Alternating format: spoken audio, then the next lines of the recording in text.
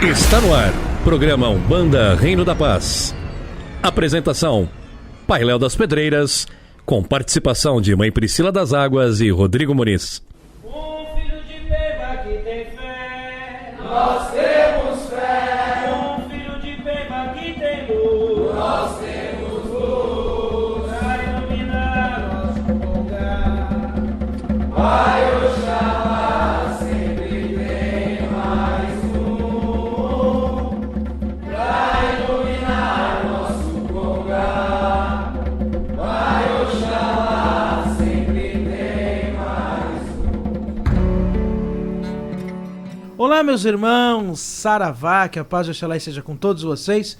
Estamos começando mais um programa Umbanda Reino da Paz aqui na Rádio Mirua. E como você sabe, toda sexta-feira esse é o nosso encontro às 19 horas pela Rádio Mirua. Então, se você ainda não baixou o aplicativo, baixa o aplicativo na Play Store do teu celular. Se não, vem aqui acompanhar pelo site. E também tem aquele repeteco às 21 horas no canal Umbanda Reino da Paz no nosso YouTube.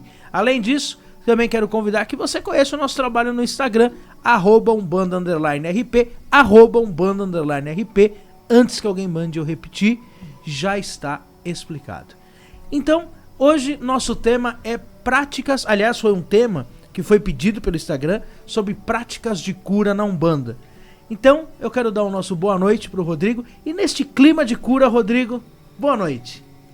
Boa noite, Pai Léo, boa noite, Mãe Priscila, a todos os irmãos e irmãs que estão acompanhando aqui o programa Mirua, para quem está ouvindo o Repeteco também. Agora a gente já pegou a mania de falar do Repeteco também, né, no canal Umbanda Reino da Paz. Boa noite a todos. Mais uma vez um prazer estar aqui pra gente estudar, né? A gente estuda, a gente acaba não fazendo programa, a gente estuda, né? E falar de cura na Umbanda é uma coisa... Não tem como, né, desmembrar. A palavra cura, que seja da alma, né? As entidades já prestam a cura da alma, né? Mas também muito da cura física também. Então, vamos debater bastante. Obrigado, boa noite para todos. O Pai Zulua já dizia, né? Todo ritual de Umbanda é um ritual de cura, seja física, mental ou espiritual.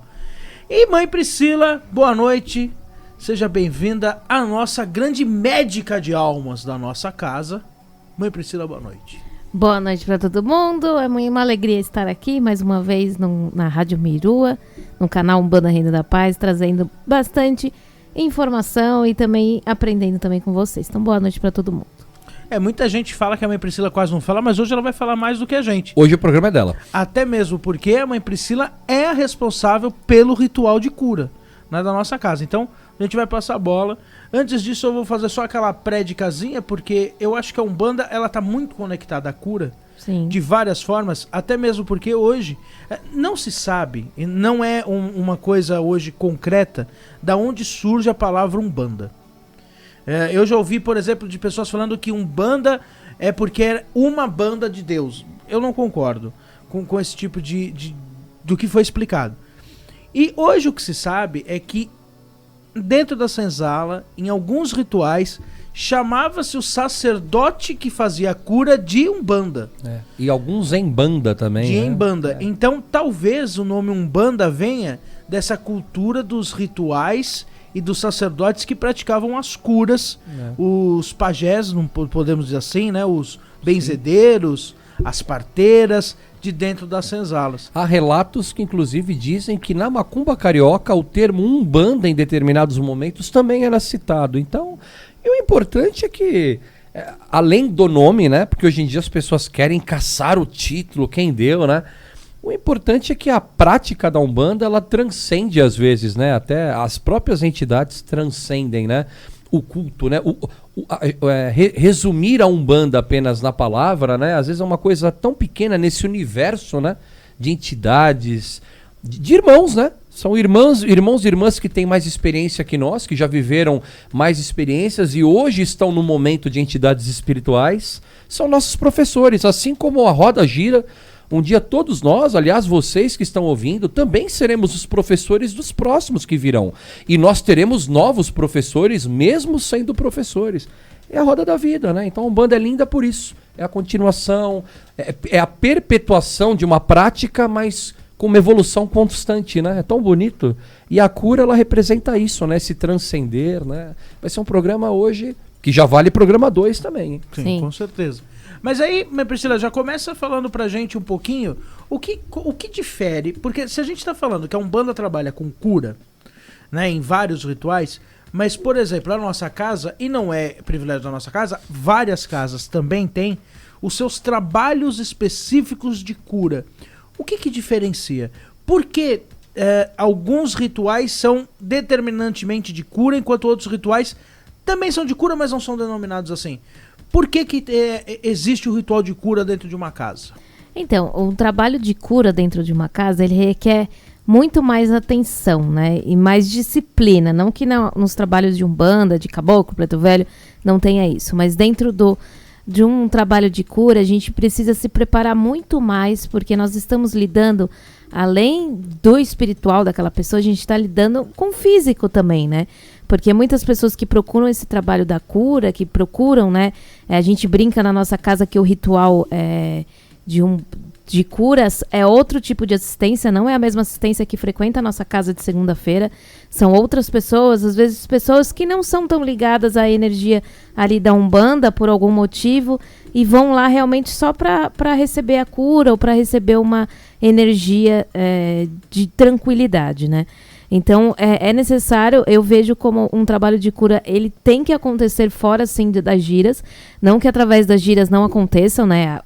Várias entidades trabalham ali com cura, Caboclo, Preto Velho, Baiano, Exu, eles trabalham com cura. Só que quando você consegue dividir e separar esse trabalho, você consegue trabalhar e desenvolver muito mais os seus médiuns no trabalho de concentração, no trabalho de entrega, no trabalho do pensamento, que são coisas que vão ajudar o seu médium, num caso da gente, numa segunda-feira, numa gira aberta, né, numa gira normal, vamos dizer assim, de Umbanda.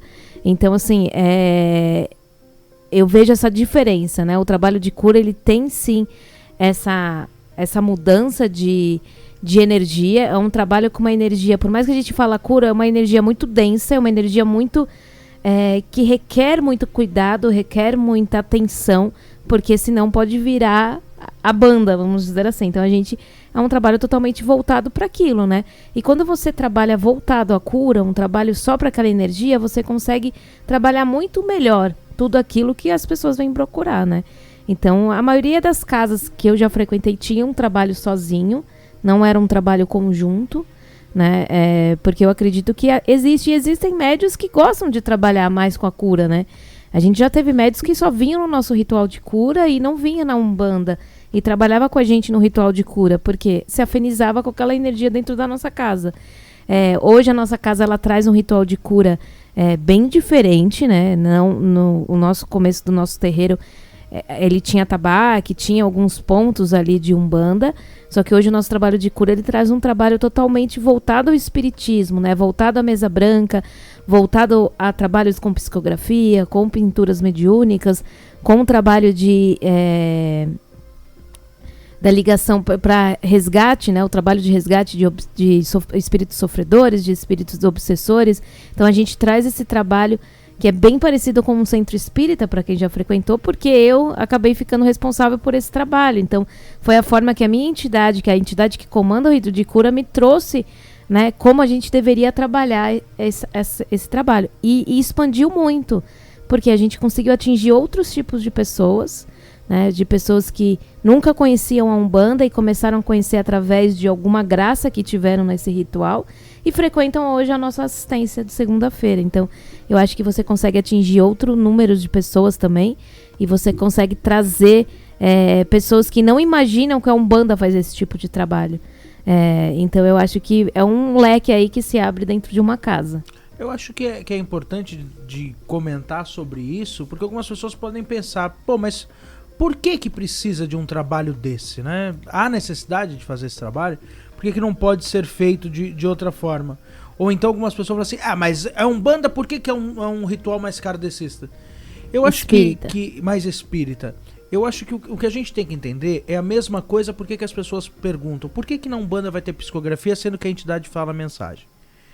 Nós temos que entender que o verdadeiro trabalho da Umbanda, e todo mundo sabe disso, ou deveria saber, mas a maioria sabe, que o trabalho da Umbanda é o trabalho de ajuda espiritual, acolhimento e caridade. E cada pessoa sente o acolhimento e a caridade de uma forma específica. Quando eu faço a pílula que eu explico de psicografia, eu falo sobre isso. Porque, por exemplo, a psicografia ela é uma materialidade de uma mensagem. Por mais que o preto velho possa passar uma mensagem do seu pai, né, Rodrigo, que desencarnou, mas se você tiver uma psicografia, um papel, talvez aquilo crie uma materialidade maior que vá te ajudar. Eu falo isso porque eu tenho um grande amigo que é um bandista, que recebeu uma psicografia na minha casa, e ele comenta comigo que a psicografia, ele colocou a psicografia da mãe dele, ele vivia só ele e a mãe, ele colocou a psicografia dentro do travesseiro dele. Que bonito. Porque pra ele isso é muito bom. E ele não é um cara apegado, ele não é um cara que... Ele é um cara que cresceu no espiritismo, né? Que tem o entendimento de tudo isso. Ao contrário, né? Quando a mãe dele desencarnou, eu fiquei preocupado com ele, eu mandei mensagem pra ele e a resposta dele foi pra mim. A resposta dele pra mim foi assim: filhotinho, que é como ele me chama. Ele falou: filhotinho, como disse Roberto Carlos na música, estrelas mudam de lugar. Olha. Eu falei, cara, pra mim foi a maior frase de alguém que já perdeu um ente querido, poderia me responder. Então, ele enxerga dessa forma, mas é o que eu falo da materialidade. Talvez, pra algumas pessoas, ainda um ritual sem atabaque, um ritual de mesa, é interessante. Ah, mas isso é baixar a cabeça pra Inquisição, isso é abaixar a cabeça. Gente, isso não é abaixar a cabeça. Isso é abranger mais pessoas.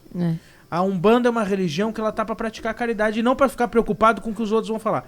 Se no meu rito de cura, né, no rito que a Mãe Priscila comanda, forem lá 40 pessoas, dessas 40, 20 participarem, saírem de lá bem, e se der uma delas saia curada pela fé dela, porque quem cura é a fé dela, não somos nós, e sair de lá curada, eu troco uma pessoa curada por 100 mil pais e mães e filhos e do santo me enchendo o saco. Porque eu troco. Né? Já dizia, e eu não quero me comparar de jeito nenhum, mas seguindo o que Jesus dizia, quando um dos discípulos pergunta, né, da ovelha desgarrada, e ele fala: salvar uma ovelha vale mais do que olhar para o rebanho inteiro. Então é isso. Se você puder ajudar, é isso que faz. Mas aí eu queria já passar para o Rodrigo, para ele já vir complementando, na questão de entidades de cura. Porque você traz uma entidade, que aliás é herança, né? Sim. E como que é trabalhar com entidades que são ligadas realmente à cura? Sim. Eu até para completar antes, né? Eu também concordo plenamente. Eu acho se apequenar espiritualmente quando uma pessoa diz que fizemos um ritual kardecista, né? Aí, espírita, como a gente fala hoje em dia, num dia que é um terreiro. Eu fiz parte de um terreiro que na primeira sexta-feira do mês era mesa branca. Minha mãe tocava a mesa branca. Ela falava assim: hoje é ritual de mesa branca. Tudo bem, ia meia dúzia de médiuns, mas era mesa branca, né? E assim, o terreiro, ele não eu costumo sempre reforçar isso. As entidades não olham a placa. Claro, existe uma egrégora. As entidades de Umbanda estão ligadas aos terreiros e às pessoas. Mas espera aí, parece aquela coisa militante espiritual. Não, sou da Umbanda, não falo com espíritos kardecistas, espiritualistas. Isso é uma tremenda besteira, porque muito espírito de Umbanda baixa na mesma kardecista de outra forma. Eu estou usando o termo baixar justamente para provocar. Porque eles não olham a placa, aqui é centro espírita, não vem, aqui é Umbanda, não venho. Nada a ver. Desculpa te cortar, até o ao contrário, que é muito comum, pelo menos isso, eu sou um médium que tem evidência, e isso eu já vi várias vezes. Por exemplo, na minha casa eu tenho uma médium que ela trabalha com o caboclo pele dourada, que é o chefe da coroa dela. Seu pele dourada não vem em gira de caboclo. Toda gira de caboclo que vem em terra é o caboclo flecheiro. Ela não vem com seu pele dourada. Sua pele dourada vem assim 2 vezes no ano em gira de caboclo. Uhum. Seu pele dourada está em todos os ritos de cura. Pois é. Com qual roupagem? De um japonês. Aí. E quando ele veio pela primeira vez, que eu olhei, eu falei assim... Conheço mentalmente, o senhor. eu conheço o senhor. E isso aconteceu, por exemplo, com o caboclo que eu trabalho, o seu Pena Amarela. Seu Pena Amarela, eu trabalho com o seu Pena Amarela há 12 anos, há 20 anos. Com o seu Pena Amarela. Porque ele é aquela entidade que sempre vê nos ritos de cura, desde o meu pai de santo.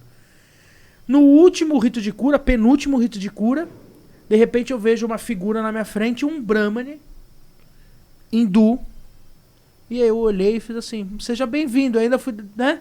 Seja bem-vindo, a nossa egrégora. O social. Tava faltando tipo 3 minutos, 5 minutos pra abrir a gira, né? Já tava ali na mesa concentrando, eu telepaticamente: o senhor seja bem-vindo.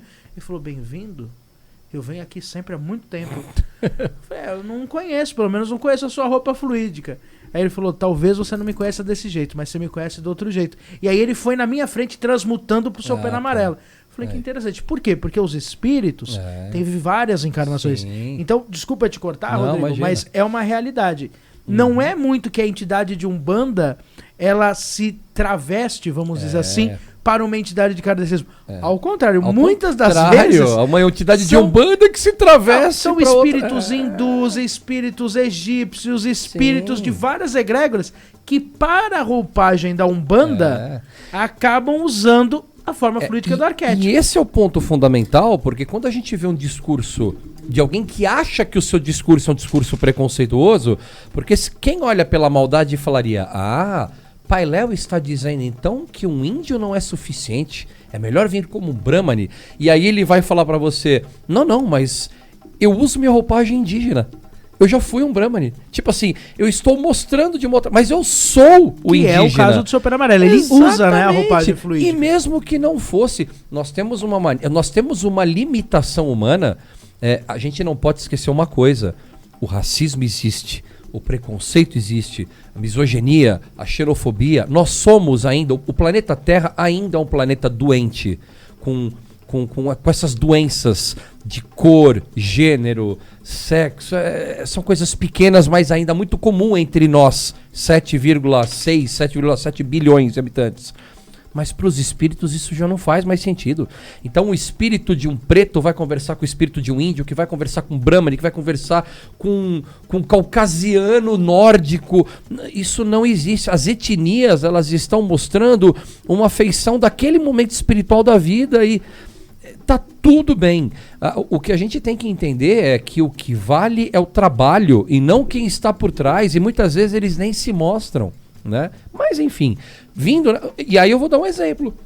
O seu Carinde era uma entidade do meu pai, né? Que eu cresci vendo. Aliás, eu tive pouquíssimo tempo, eu tive o prazer de ver a entidade que hoje eu trabalhando e estar com meu pai. Então eu via meu pai trabalhando com as pessoas. O meu pai era um médium extremamente consciente, mas aquele cara concentrado, um cara que foi muito devoto aos estudos espiritualistas. Eu já disse em alguns outros programas, ele desencarna não conhecendo a Umbanda e criticando a Umbanda, porque enquanto ele era jovem ele conheceu um pseudo-terreiro de pessoas que usavam a Umbanda, mas faziam coisas negativas. Só tinha placa de terreiro, não era terreiro, infelizmente, era um terreiro que se predispunha a fazer coisas pro mal, e ele foi pro kardecismo, revoltado com a Umbanda, desencarna, não entende, e vai entender a Umbanda depois de desencarnado, quando eu entro, né? Quando eu adentro a Umbanda. Então, e aí sim, pessoas que tinham vidência, eu não tenho, viram de forma muito natural, seu pai está do seu lado na Macite Xangô, e aí depois eu fui sentindo constantemente. O Carinde, a entidade, é um indiano, um hindu, trabalhava muito na linha de cura. Eu tenho a pictografia dele, porque o presidente da outra casa o desenhou, então ele tem um cabelo puxado para trás e uma pedra, né, uma esmeralda na testa. Isso já mostra, né, a conexão dele. Ele era um doutor de cura, né, já na parte, ele já devia ser um brahmane que trabalhava na linha de cura. E ele vem como na minha incorporação? Eu falei, até me arrepiei. Ele veio na minha linha cigana, porque eu era travadíssimo com ciganos. Eu ainda comentei isso na quarta-feira na aula da mãe Priscila, lá no terreiro, quando ela estava fazendo, né, esse trabalho de desenvolvimento mediúnico com os médios, ainda na parte teórica. Ele precisou vir na minha linha cigana para me Eu ainda falava, nossa, eu trago um cigano mais idoso, que não é muito de dançar, ele só bate a mão. Ele pediu um tarô egípcio. Você não sabia que era o Carinde? Não sabia. Ele pediu um tarô egípcio, com pano prata. Era totalmente estranho. E depois de um tempo, o Raul, que é a entidade que é o cigano que me acompanha, que por coincidência é realmente um espanhol, porque eu também achava que eu não tinha nem cigano espanhol, quando ele vem, o Carinde se desloca para minha linha de caboclos do Oriente, que é a linha de cura que tinha nas duas casas que eu trabalhei. Então, e ele aí sim, eu comecei a entender que ele era o Carinde. Eu tive uma revelação num sonho, numa maci também próximo que eu tive, né, no ritual de lavagem de coroa, onde meu pai entrega assim a mão do Carinde para mim numa cachoeira. E eu falei, como assim eu trabalho com ele? Foi difícil, porque até então você fala, existe, mas é difícil, né? Essas heranças, né? E no momento ele... E olha que coisa bacana, porque esse tarô egípcio, ele trabalhou para um outro médium da casa. Ele falou assim, esse tarô não é seu, você vai usar o tarô cigano. quando vira a pessoa certa. E eu não sabia o que ia fazer com aquele tarô. Um amigo meu comprou 3 livros que vinha a edição com tarô cigano, e o tarô cigano não vinha, o tarô egípcio não vinha pelo correio. E aí, Caramba. não vinha, ele comprou um tarô, o tarô tava zoadinho, tava, né, mal feio. Ele falou, cara, eu não dou sorte. Eu acho que não é pra ler tarô cigano, não é pra ler tarô egípcio. O Carinde, no dia que ele se despede, ele entrega o tarô egípcio. Ele fala assim, esse tarô nunca foi meu, foi seu. O menino só trabalhou pra você. Agora eu vou pra minha linha. Aí ele desincorpora, vem o Raul, e aí eu comecei a trabalhar com o Raul. Mas assim, ele veio numa linha cigana pra tentar quebrar. Ele trouxe um equilíbrio mental, porque ele trabalha muito nisso, pra quebrar a minha trava mental, porque eu era um médium muito travado. E veio como um cigano e trabalhou um tempo. Então assim, eles transcendem essas questões de povo, de raça, porque eles entendem que nós somos um povo só, mas nós ainda somos binários, né? Não, sim e não, sol e chuva, de noite, e a gente fica travando nesses medos, né? Eu acho que um dos maiores problemas, porque com certeza muita gente que está ouvindo hoje o nosso programa deve estar pensando assim, pô, será que eu tenho uma entidade de cura na minha coroa? Com certeza. Com certeza você tem. Só que muita gente acaba tendo essa trava porque as entidades de cura acabam precisando utilizar algumas ferramentas e alguns elementos que muitas das vezes os próprios dirigentes proíbem que usem. Eu passei por isso. Eu também. Eu passei por isso porque como eu disse pra todo mundo, sempre tem aquela entidade que é o seu segundo caboclo, o seu segundo Exu. E isso normalmente demora um certo tempo pra vir. Do dia que eu comecei a desenvolver, no primeiro rito de cura no meu Pai de Santo, que era feito de sábado de manhã, no meu primeiro rito de cura, Seu Pena Amarela já veio. Então o Seu Pena Amarela é uma entidade que está comigo há 20 anos. É aquele segundo caboclo que quase que é o primeiro caboclo sempre também, presente. né, junto com o Taguruçu. Então o Seu Pena Amarela sempre veio. E o Seu Pena Amarela, eu fiquei na casa do meu Pai de Santo durante 7 anos. 7 anos, você imagina, 7 anos, um rito por mês, 10 ritos no ano, porque dezembro e janeiro ele não tinha, mas são 70 ritos de cura que eu participei. Seu Pena Amarela ficou na sustentação 68 ritos de cura. Por quê? Porque ele pedia para usar elementos que o meu Pai de Santo e a dirigência da casa não deixavam usar, que era um cachimbo. Então Seu Pena Amarela ficava na sustentação. Quando foi no penúltimo rito de cura, antes de eu sair lá, Seu Pena Amarela estava trabalhando com a chama das velas, porque o Seu Pena Amarela, ele é um caboclo ligado ao Oxóssi, ele é um caboclo ligado ao Oxum e a Iemanjá, né? Mas, e ele é um caboclo de Oxalá, né? Então ele tem essas ligações, mas ele é um caboclo que se liga muito com a energia do fogo, ele gosta de trabalhar com fogo. Então ele tá ali trabalhando com as velas, eu lembro até hoje da frase. O Pai Zulu um dia olha e fala assim, nessa gira, que foi a penúltima gira, nossa, o senhor trabalha muito bonito.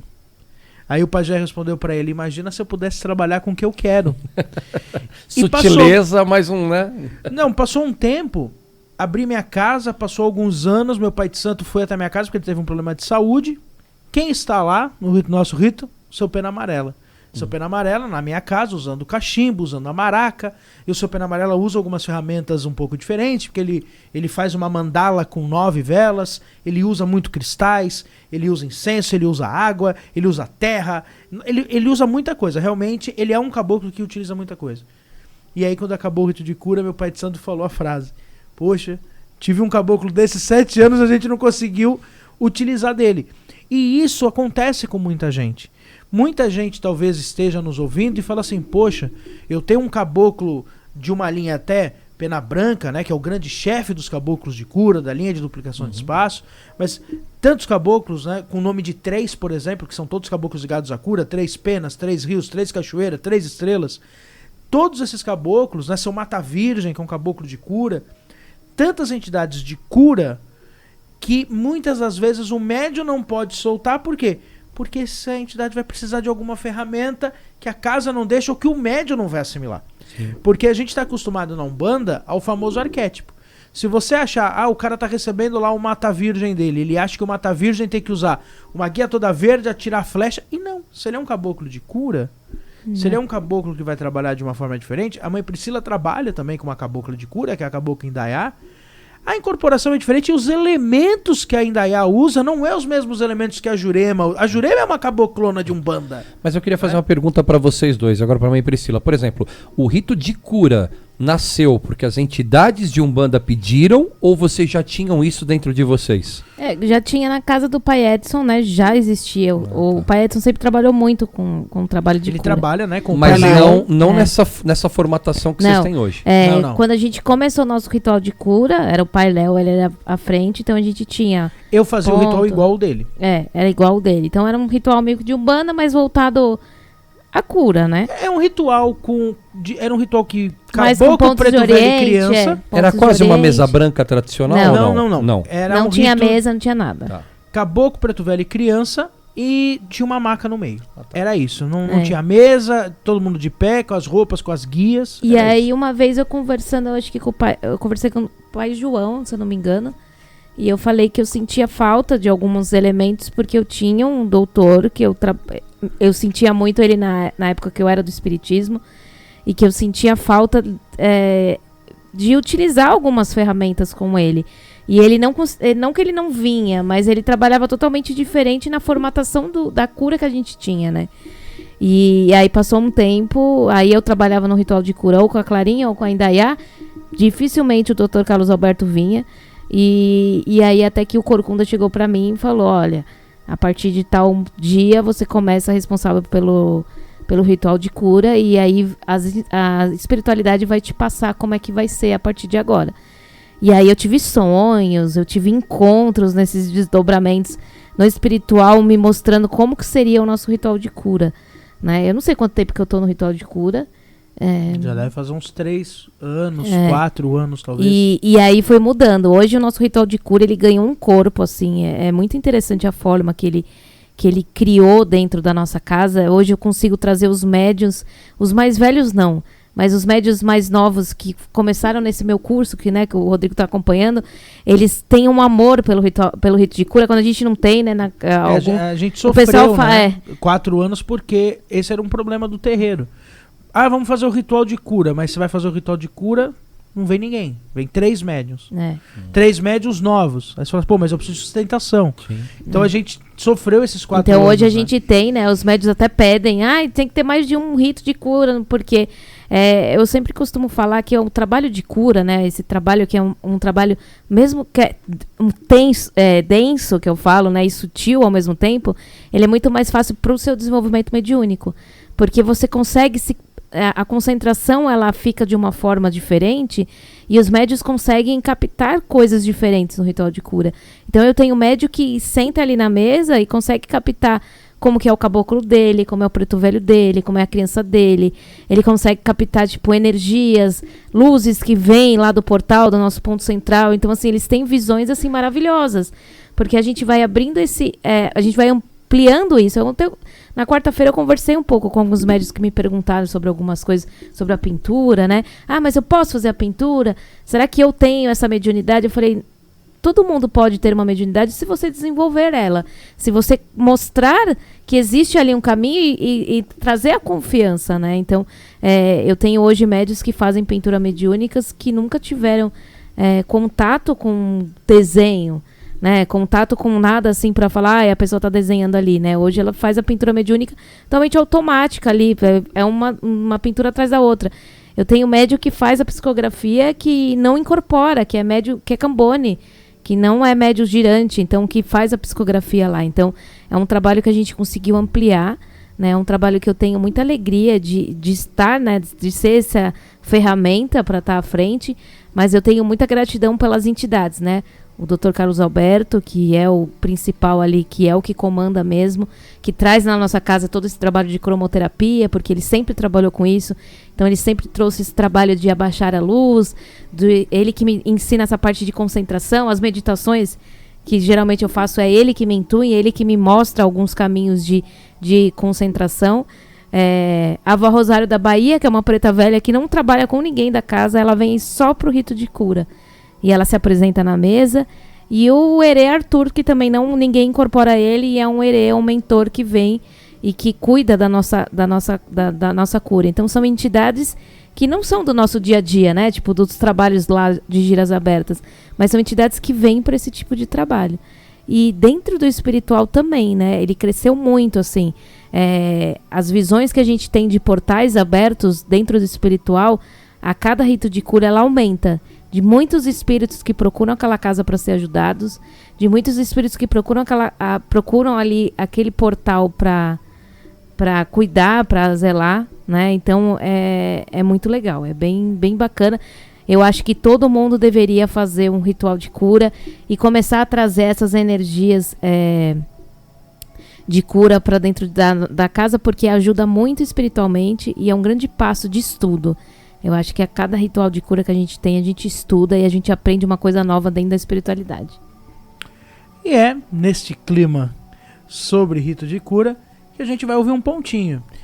Quando a gente fala em cura na Umbanda, muita gente liga ao Baluaê, mas os patronos da cura são São Cosme e São Damião. Então vamos ouvir um ponto de Herê, um ponto de Cosme e Damião, um ponto do Oriente. Minhas crianças, fui no jardim colher as rosas. e a vovozinha deu as rosas mais formosas. Fui no jardim colher as rosas. E a vovozinha deu as rosas mais formosas. Cosme e Damião, oi, dou. Crispim, Crispiniano são os filhos de Ogum. Cosme e Damião, oi, dou. Crispim, Crispiniano são os filhos de Ogum. Fui no jardim colher as rosas. E a vovozinha deu as rosas mais formosas. Fui no jardim colher as rosas. E a vovozinha deu as rosas mais formosas. Cosme e Damião, oi, dou. Crispim, Crispiniano são os filhos de Ogum. Cosme e Damião, oi, dou. Crispim, Crispiniano são os filhos de Ogum. Para as crianças. As minhas crianças.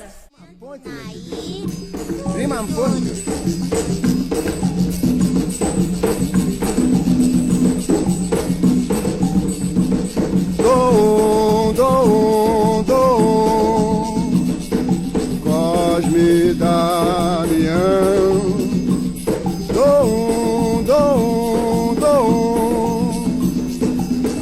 tem saravá no meu terreiro, com Crispim,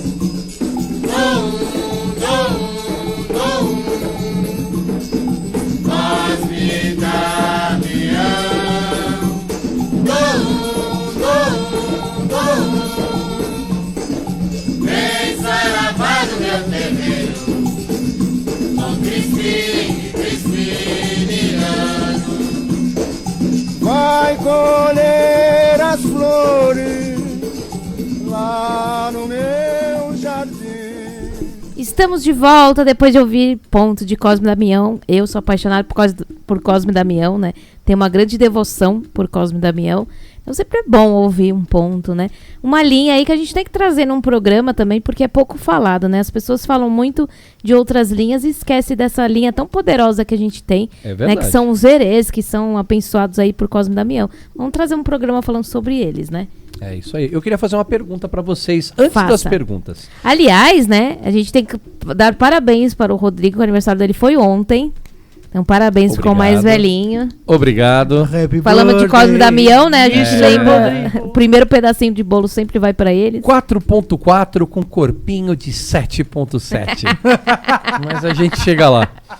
Eu queria fazer uma pergunta, que não é uma pergunta polêmica, mas Pergunta nós polêmica. nós temos uma linha que vai trabalhar, por exemplo, quando a gente fala em cura, vou tentar reformular uma pergunta dentro de uma lógica, porque as pessoas também devem estar com essa questão agora. Mas espera aí, precisa ter uma linha específica de cura? Sim, a gente ainda vai especificar mais ainda sobre isso. Porém, nós temos entidades que já são específicas em cura. Então você vai ter um preto velho mais ligado em cura, um caboclo. Isso cada médium vai descobrir com o seu com o seu desenvolvimento pessoal, né? O seu desenvolvimento espiritual e claro que pessoalmente, intuitivamente, ele vai entendendo como a entidade trabalha. Então, por exemplo, é muito comum você ver muitos heresinhos trabalhando com cura. Aliás, é mais comum do que a gente imagina. Sim. Criança só não faz algazarra no terreiro, viu, gente? Mas também faz muita cura também. E, aliás, antigamente era muito comum, inclusive, os cosminhos, né? Então você tem crianças ligadas com cura, caboclo ligado com cura, preto velho ligado com cura, baiano, marinheiro. Eu trabalho com marinheiro que trabalha com cura também. Ciganos, Exus, quem não conhece a linha dos seus caveiras e dentre outros espíritos que estão na esquerda. E aí eu queria fazer essa pergunta.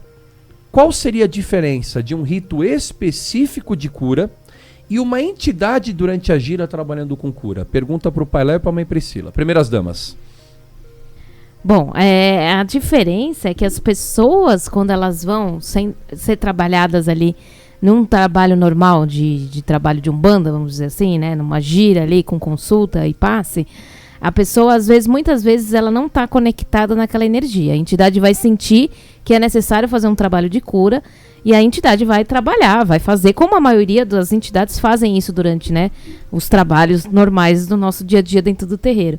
Quando a pessoa vai numa gira que é totalmente voltada à cura, a pessoa já vai dentro do mental dela com aquele pensamento. Hoje eu vou curar a minha mente, hoje eu vou curar essa dor que eu tô no braço, hoje eu vou curar essa dor que eu tô nas costas. A pessoa, ela já vai trazer essa energia. Então, por isso que às vezes rituais de cura, né, quando são específicos, acontece muito mais graças, né, de pessoas que falam, nossa, mas eu fui curado, eu não sinto mais essa dor, porque a pessoa, ela já foi com esse pensamento, ela já foi com essa energia, ela já se entregou, né? E muitas vezes a entidade está fazendo passe ali, está cuidando, está fazendo um trabalho de cura, né? Num trabalho normal, assim, e ela não vai falar, ela não vai chegar para você, Rodrigo, eu vou cuidar agora do seu estômago. Não, ela vai fazer ali, né, num trabalho dela, ela vai descarregar, vai fazer um trabalho de cura, e às vezes a pessoa vai melhorar, só que para ela às vezes valeu muito mais aquela consulta, aquela coisa que falou, do que o passe. Porque a pessoa já tá com esse mental assim, né? Na cura, não. Na cura, quando a pessoa deita na maca, ou fica sentada numa cadeira, enfim, ou fica até mesmo em pé, as entidades já mostram para ela, ó, você vai fechar os olhos, você vai se conectar naquela energia do Congá, você vai se conectar nisso e aquilo. A egrégora é outra, né? É outra egrégora. E é o pensamento, né? Que é aquilo que eu falei na aula que eu dei pro pessoal, né? A força que o pensamento tem poder, né? Então a pessoa, ela vai estar pensando, e às vezes ela tá lá na frente da entidade numa consulta, ela tá pensando o quê? Eu quero mudar de emprego, eu quero fazer isso, e às vezes aquela energia, ela não é tão aproveitada da forma que é aproveitada no ritual de cura. Então a gente escuta muitas, assim, várias pessoas falando de graças que tiveram através da fé que elas, né, como o Pai Léo falou, não é que a gente que faz isso, e sim a fé da pessoa, né, o pensamento da pessoa, né, porque o pensamento é muito importante a partir do momento que a entidade está atuando ali. Então, para mim, eu vejo essa diferença aí. E o Pai Léo? Eu acho que é uma questão psicossomática também. Porque, por exemplo, você pega o ritual de cura, né, normalmente uma entidade de cura, o seu Pena Amarela tanto trabalha nos ritos de cura, que ele quase não trabalha, porque o Pai João tem um outro trabalho, como o seu Pena Amarela também vem nas giras de Umbanda.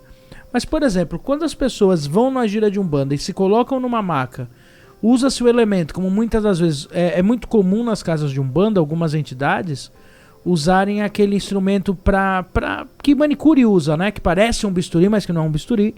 É muito comum as pessoas usarem para simular uma incisão de um corte. Isso são ferramentas. A Pemba, né? O Pai Leon, que é o médico que trabalha com meu pai de santo, ele sempre falava muito sobre isso. Ele falava assim: a Pemba que rasga a aura da pessoa pra gente a gente operar uma pessoa. O bisturi é a Pemba, o bisturi, né? É a Pemba. Só que se eu não passar o instrumento depois da Pemba, que é esse instrumento é uma espátula, né? De unha. Uma espátulazinha. Se não passar, as pessoas não vão acreditar. Que é inacreditável como isso acontecia.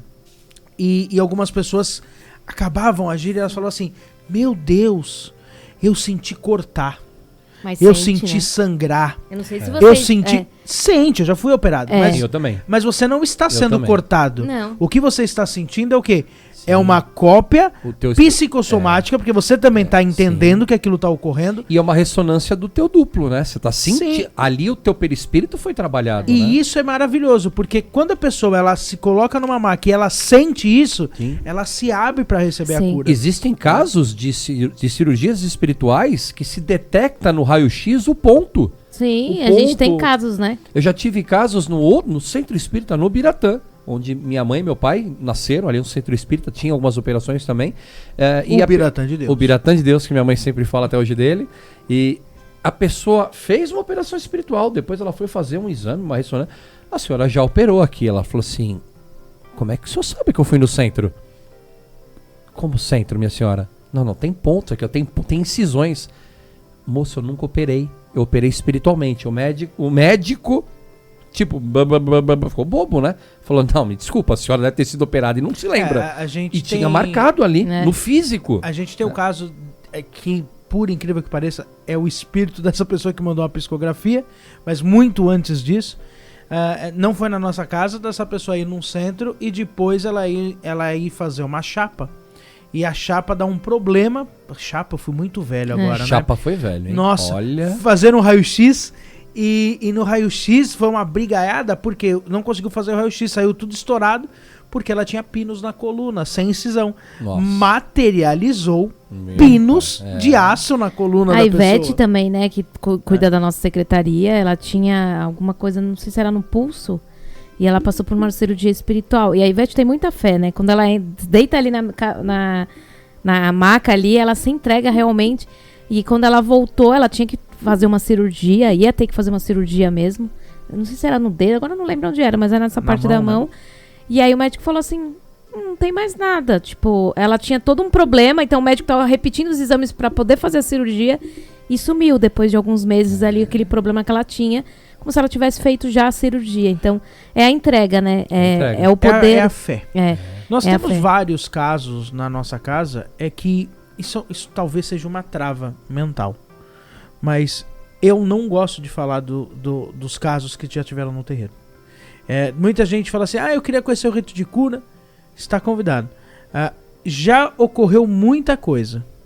Eu me reservo a isso. Mas isso Se alguém quiser saber, vá no rito. Mas é importante às vezes falar, porque Mas eu não consigo falar, entendeu? a banda negativa e maldosa de alguns dirigentes já vão falar super médiums, porque aqui quem são vocês? Só que o lado pejorativo é o que sempre acaba acontecendo, porque um evangélico quando vira, e eu sei que existem milagres Dá o nas igrejas testemunho, né? evangélicas, e na Umbanda parece que é um pecado dar um testemunho. E eu acho que seria importante. Eu entendo que não é para ser um púlpito de ego, mas aquilo reverbera psicologicamente nas pessoas. Seria bacana, às vezes, um irmão levantar e não fazer um circo, mas, irmãos, eu tô vindo nessa casa e eu recebi, as entidades me ajudaram, eles me fizeram despertar. Não precisa ser aquela coisa do porque a entidade é a primeira a falar, eu não fiz nada, foi a sua fé que curou. Sim. Jesus falava isso, Sim. foi a tua fé que te curou. Mas é importante que a Umbanda tivesse um pouco mais de testemunho, porque parece que às vezes a gente não é uma casa de milagres. E tem milagre todo dia na Umbanda. Você sabe entendeu? que o meu pai, o pai Emílio, ele me dá uma ideia já há alguns anos. E até hoje não sei porque eu não coloquei em prática. Talvez seja porque o espiritual ainda não autorizou, mas nunca a gente colocou em prática. O meu pai, ele me enche o saco para que a gente tenha um livro no nosso terreiro. Um livro de testemunhos. Olha aí que bacana. Para que cada pessoa que for, aconteceu comigo alguma coisa, ela escreva nesse livro. E para que serve esse livro? Meu pai fala sobre isso. Ele fala assim, pro dia que alguém, algum médium, ou até mesmo você, ou qualquer outra pessoa, botar sua fé em dúvida, Vai ler o livro. você fala assim, olha, a gente tem um livrinho aqui, lê esse livro. É. Porque ali você vai ver o quanto a espiritualidade ela é maravilhosa. Eu acho que a gente... Isso é uma crítica.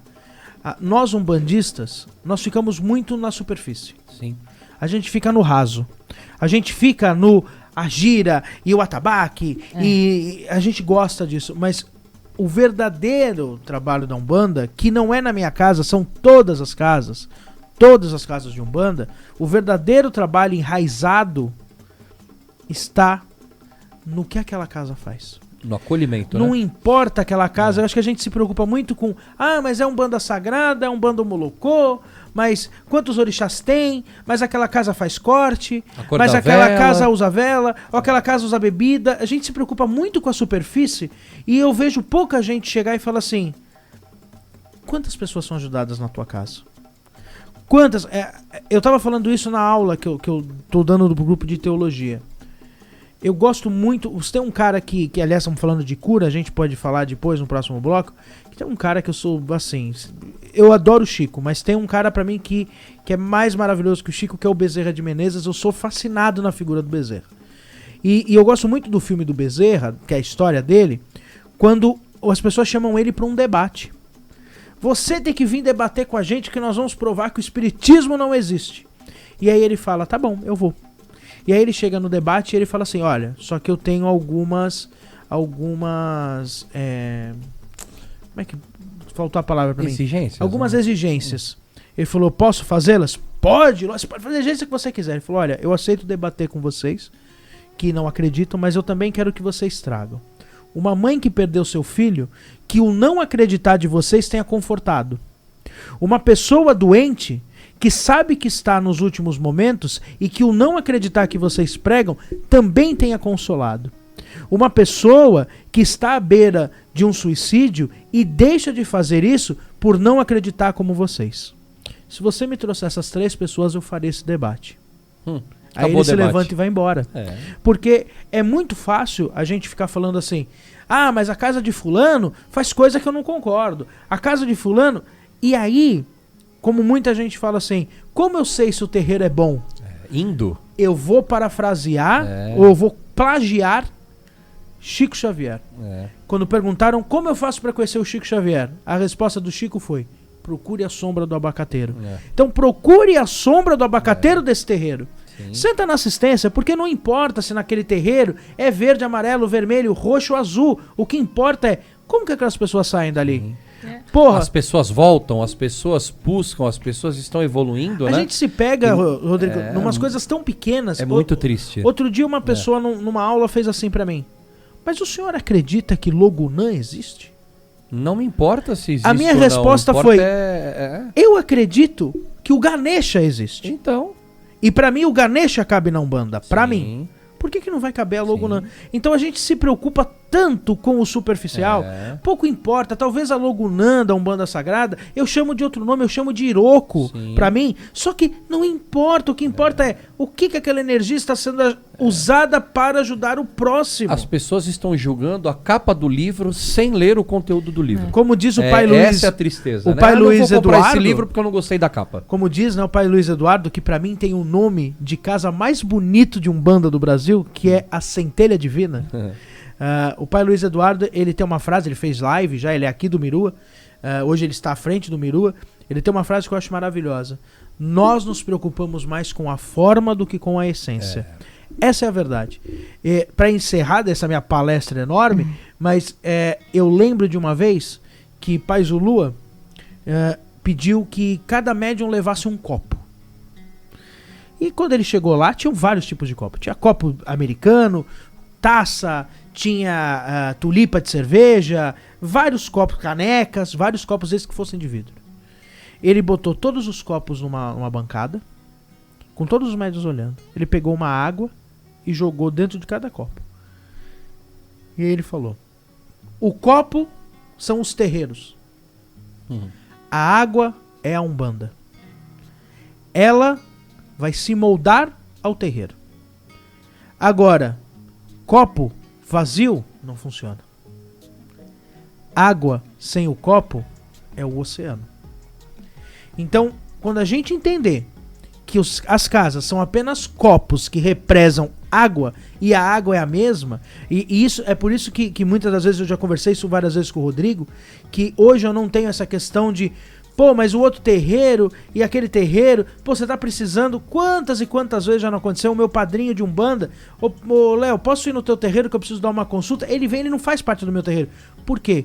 O dia que nós entendermos que todos os terreiros fazem parte de uma conexão só, que não é uma disputa de ego, que não é aquela história de, não, o Pena Branca que baixa aqui, ele não pode baixar em outro terreiro que ele vai pegar carrego.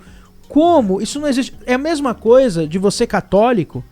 Por exemplo, você tá aqui em São Paulo, na igreja, você vai pra Pernambuco, você não entra na igreja. Porque você vai pegar carrego na igreja. A Umbanda, gente, pelo amor de Deus, vocês estão nos ouvindo. Nós estamos acabando com a nossa religião neste discurso. Que tipo de irmão que se considera irmão umbandista fala, não vou no terreiro do outro? Ou às vezes, né, até vai num discurso, Vai olhando. Né? E, além de olhando, vai com 300 afirmações, banho, guia, firmeza, porque vai desconfiando do irmão. Ao invés de ir lá e falar assim, com licença, a espiritualidade da casa, que eu possa ser recebido com amor. Não importa se o ponto que canta, a imagem, se não tem imagem. Se eu sei que aquele meu irmão pratica o bem, eu vou ter medo de ir na casa do irmão. Então a gente já parte de uma ignorância espiritual, onde muita gente bate no peito se dizendo umbandista, mas vê o irmão como um adversário. É muito triste. Ó, vocês já foram comigo, a mãe Priscila várias vezes, mas você também já foi em visita de terreiro comigo. Sim. Eu sou o visitante de terreiro, vocês já viram. Eu quando vou em terreiro, se alguém um dia que tá ouvindo aqui falar assim, vou chamar o Pai Léo no meu terreiro, saiba que eu vou de branco, eu vou levar as coisas das minhas entidades e eu vou pra trabalhar. Eu não vou pro terreiro pra ficar lá sentadinho numa cadeira, Social. as pessoas, chegou o Pai Léo, porque vou ser bem sincero com vocês. Se eu visito o terreiro, vou dar o exemplo de um amigo meu, que eu sei que não vai ficar bravo de dar esse exemplo, que é o Pai Ronaldo. Se eu vou no terreiro do Pai Ronaldo, o seu Zé tá cagando e andando pro Pai Léo, porque o seu Zé sabe que o Pai Léo é mais um. Então eu vou no terreiro, é pra trabalhar. Então eu vou, eu incorporo. E já fui em terreiro que a gente fez desobsessão. Isso eu vou contar, acho que dá tempo de contar, que é rapidinho. Isso aconteceu pra mim, foi uma das coisas mais maravilhosas que aconteceu na minha vida espiritual. Foi uma experiência bem interessante. Fui até a casa do Angels, do Pai Angels, da aldeia de Caboclos. Fui para buscar a minha camiseta de Xangô, da procissão. Quando eu chego, e assim, puta, aquele dia foi foda, porque era pra eu ter... falando palavrão, tudo bem. Era pra eu chegar às 2 da tarde, não sei, acabou que eu acabei chegando lá 3h30. Não, a gente chegou, era umas 4 horas. Sei lá, eu sei que era pra eu ter ido, o dia inteiro travando até a hora que eu fui ao horário certo. Quando eu chego lá, que eu bato na porta... Abre a porta, Pai Angels tá no meio do corredor, que o terreiro dele é um corredor até o fundo. Tá no meio do corredor, ele me olha com uma cara meio de assustado, assim, com um monte de vela na mão. Tipo assim, puta merda, eu tô esperando esse cara o tempo inteiro, ele chegou bem agora. Aí ele olhou pra mim e ele fez assim, oi Pai Léo, eu falei, oi Pai Angels. Ele fez assim, a frase dele, vamos lá? Foi isso, vamos. Eu respondi pra ele, vamos. Aí eu fui com ele até o fundo, fomos até o fundo. Pai Angels pegou as velas, colocou no cruzeiro, deu passividade ao preto velho dele.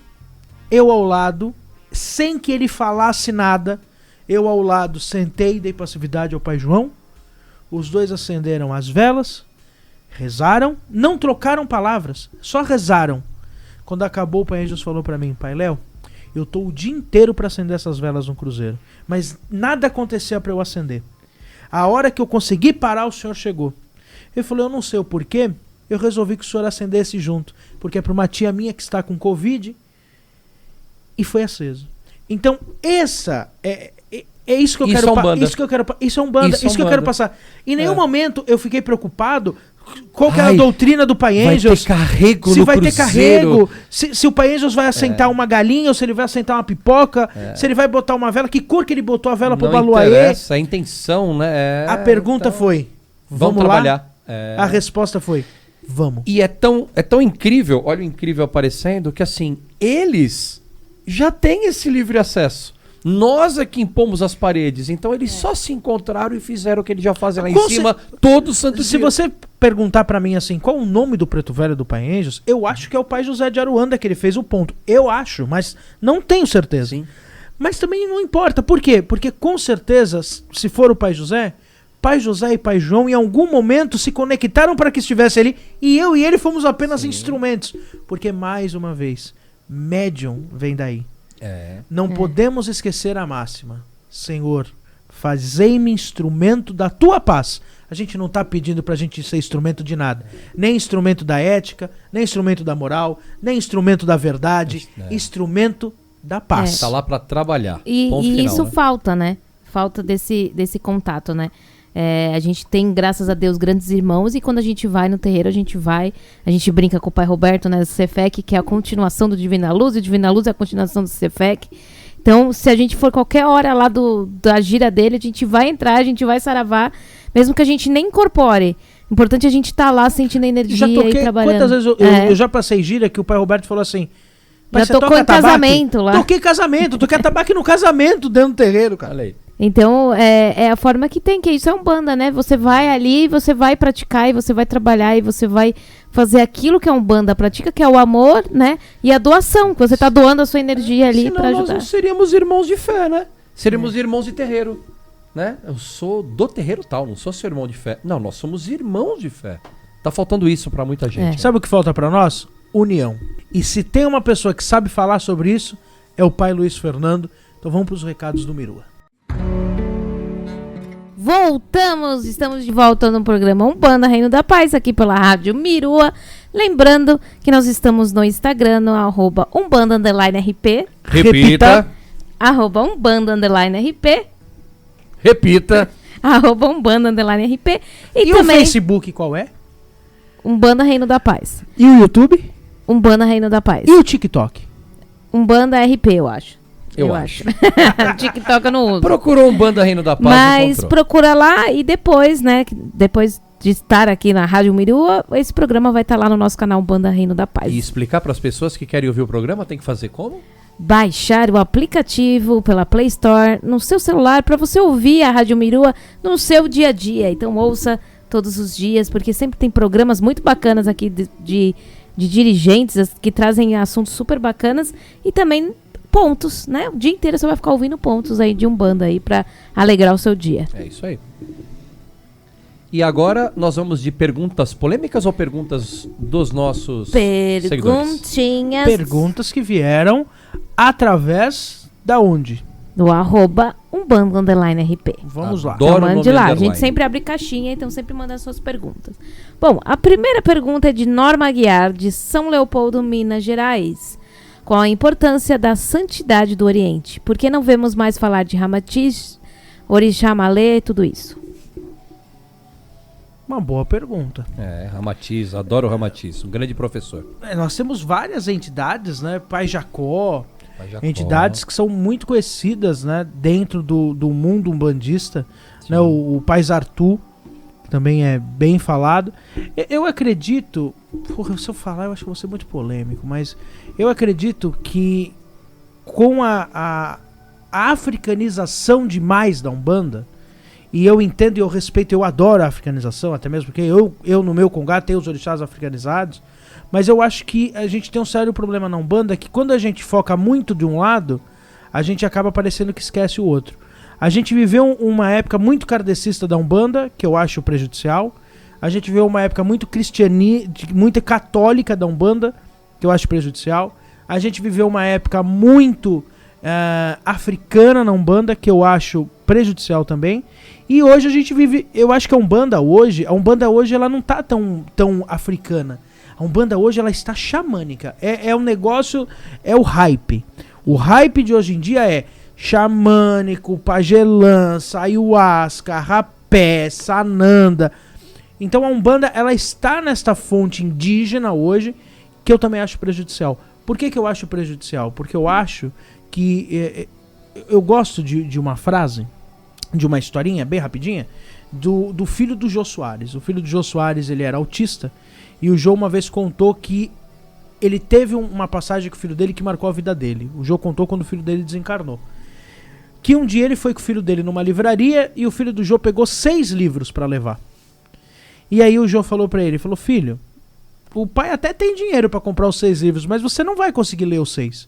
Então faz o seguinte, escolhe 2, que eu levo 2 e os outros você deixa aí. E aí o filho dele falou: então não vou levar nenhum, pai. Ele falou: por quê? Ele falou: porque quem escolhe abre mão e perde. Olhem.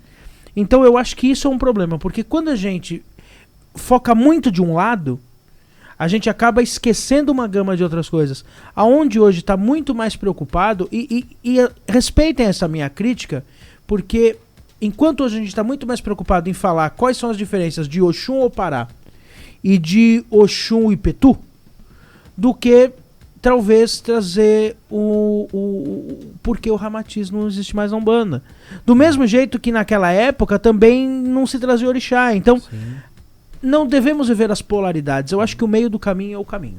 A gente ouvia muito, né, antigamente, né, a linha de semiromba, né? Agora algumas pessoas até estão trazendo de volta, mas assim, só que aí entra aquela polêmica. O semiromba vai entrar muito da parte também de frades, né, de freis, né, daquela parte mais ecumênica, não católica, mas em si ecumênica.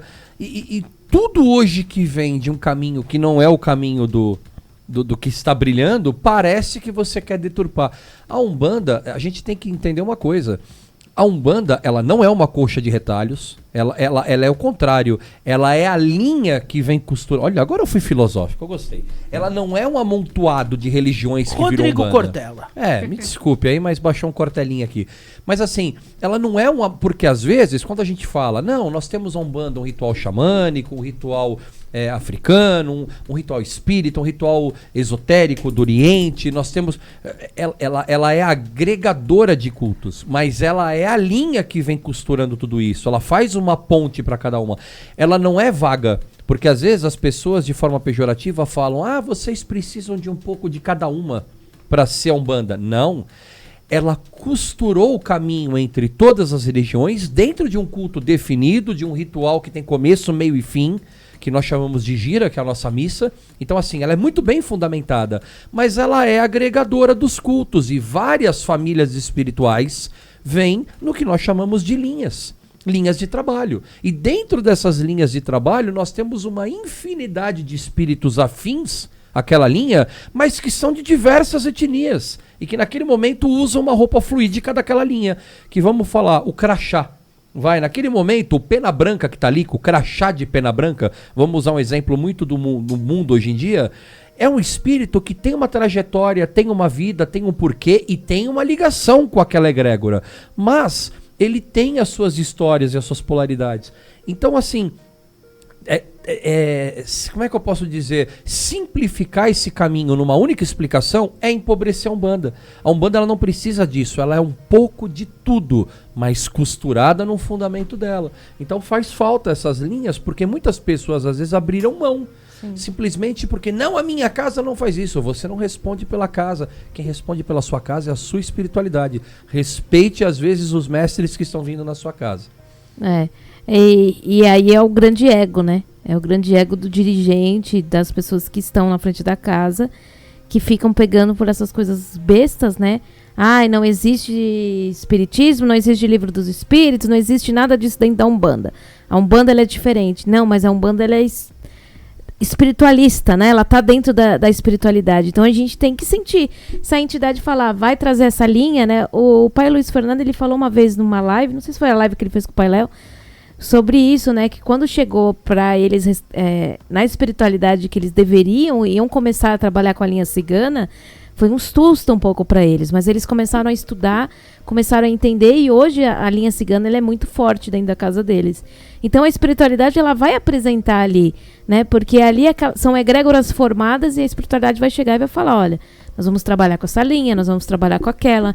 E a espiritualidade não está vendo se é Umbanda, se é espírita, se é isso ou aquilo, né? A espiritualidade está vendo que é para ajudar, que vai ter algo ali, uma energia. Então, é isso, por isso que acaba às vezes sumindo, né? Eu acho que um exemplo desse, né? Uma coisa que a gente estava até conversando, porque o Rodrigo disse que na casa que ele trabalhava existia uma certa diferenciação entre baiano e cangaceiro. Sim. E na nossa casa não existe essa diferenciação. Por que não existe? Porque o próprio baiano que eu trabalho, que é o Faísca, é muito ligado ao cangaço. Então, por exemplo, na nossa casa nós já vamos ter uma certa diferenciação entre baiano e a linha do Seu Zé. Então, isso acontece nas casas. Se aquela entidade que comanda aquela gira, ela é mais conectada a uma, vamos dizer assim, um exemplo que eu posso dar. O marinheiro que a pessoa trabalha é um marinheiro jangadeiro. Provavelmente vão ter vários jangadeiros na casa e aí ele vai ter que abrir uma outra gira para um outro marinheiro. De jangadeiros. Aí começa a ter linha de jangadeiros, linha de marinheiros, linha de barqueiros. Não é que é linha, né? É falanges. Mas as pessoas se interpretam, né, como linha. O que acontece? Que pelo menos eu já vi isso acontecer. Um exemplo. Vamos supor que o teu baiano de frente, teu principal baiano, seja o cangaceiro. Na casa da tua mãe, existiu uma diferença. Baiano é baiano, cangaceiro é cangaceiro. Sim. Então você está acostumado a trabalhar desse jeito. Querendo ou não, por mais que o cangaceiro seja de frente, mas ele não podia vir nas giras, que quem vinha era o seu mané. Aí você abre a sua casa. O que vai acabar acontecendo? Teoricamente... Você vai ter que ter duas linhas. É. Por quê? Porque tanto o seu mané vai continuar, porque ele já Sim, faz um grande e trabalho. e o cangaceiro que tá vai... diferente e fala assim, opa, eu não vou abrir mão. É. Então é isso que acontece em muitas casas. Você traz mais ou menos a ideia do perfil que era da casa que você Sim. seguia, é quase natural, Não, né? e até mesmo porque você tá lá 20 anos trabalhando, você vai fazer o que com a Acostumado. entidade? Você vai jogar fora? Aposentar a Não entidade, vai. não dá. Então, isso acontece muito em várias casas, e é por isso que às vezes a gente fala assim, surgiu a linha de pirata. Não surgiu a linha de pirata. Pirata sempre trabalhou dentro da linha de marinheiro há muitos anos atrás. Mas agora é a linha do Exu do Ouro. Exu do Ouro sempre existiu na Umbanda há muito tempo mais. Então, isso já existia. O que acontece é por causa de alguns terreiros que cerceiam. Por isso que eu falo. Faça um favor, você pai de santo e mãe de santo que está aqui nos ouvindo, faça um favor pela nossa religião. Para de cercear o teu filho de santo. Deixa ele trabalhar com quem ele quiser, do jeito que ele quiser. E por favor, não digam, quem tem voz, né? Isso não existe na Umbanda. Porque pode não existir na sua casa, mas quantas umbandas você conhece nesse Brasil? Então a mesma coisa como o Pai Léo acabou de falar, Exu do Ouro. Na nossa casa nós nunca trabalhamos com Exu do Ouro. Eu posso ter a audácia de pegar esse microfone e falar, não existe Exu do Ouro. Que responsabilidade que eu tenho de medir a Umbanda pela minha É régua. porque o seu sete da lira era um Exu do Ouro. Então. E a gente vai falar que a mãe Cacilda não E aí? existe. Né? E muita gente ainda desdenha do trabalho dela. Enfim. Próxima pergunta, mãe Priscila. Bom, a próxima pergunta é de Afonso de Souza, de Guarulhos. Existem Exus de cura?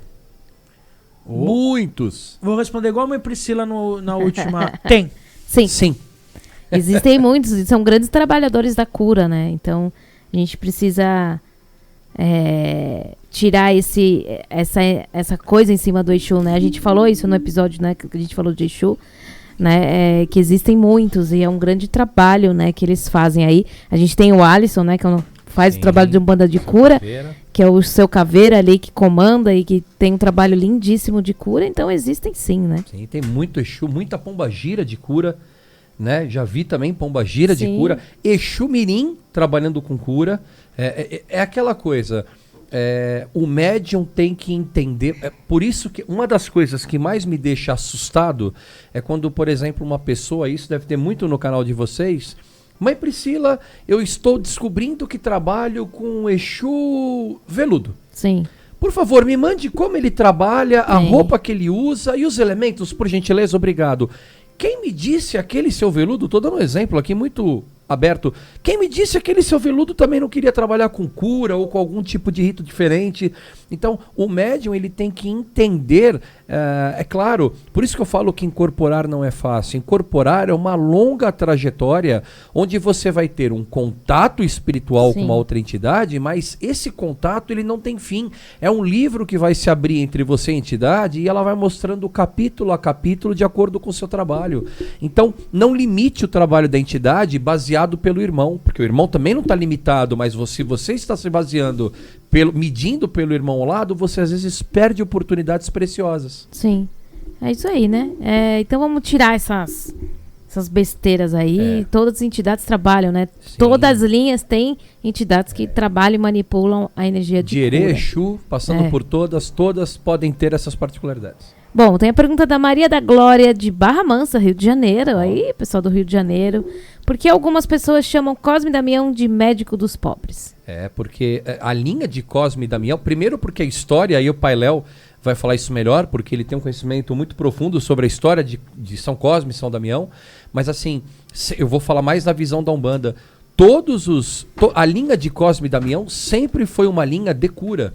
Né? Cosme Damião, por naturalidade, já era o médico dos pobres, eles já atendiam aos pobres, né? E a linha de Cosme Damião, principalmente se você tem aí o seu tio, sua tia, sua avó, você pode ver que as linhas dos cominhos, dos cosminhos, ou da ibejada, como eles falavam, sempre trabalhou com cura.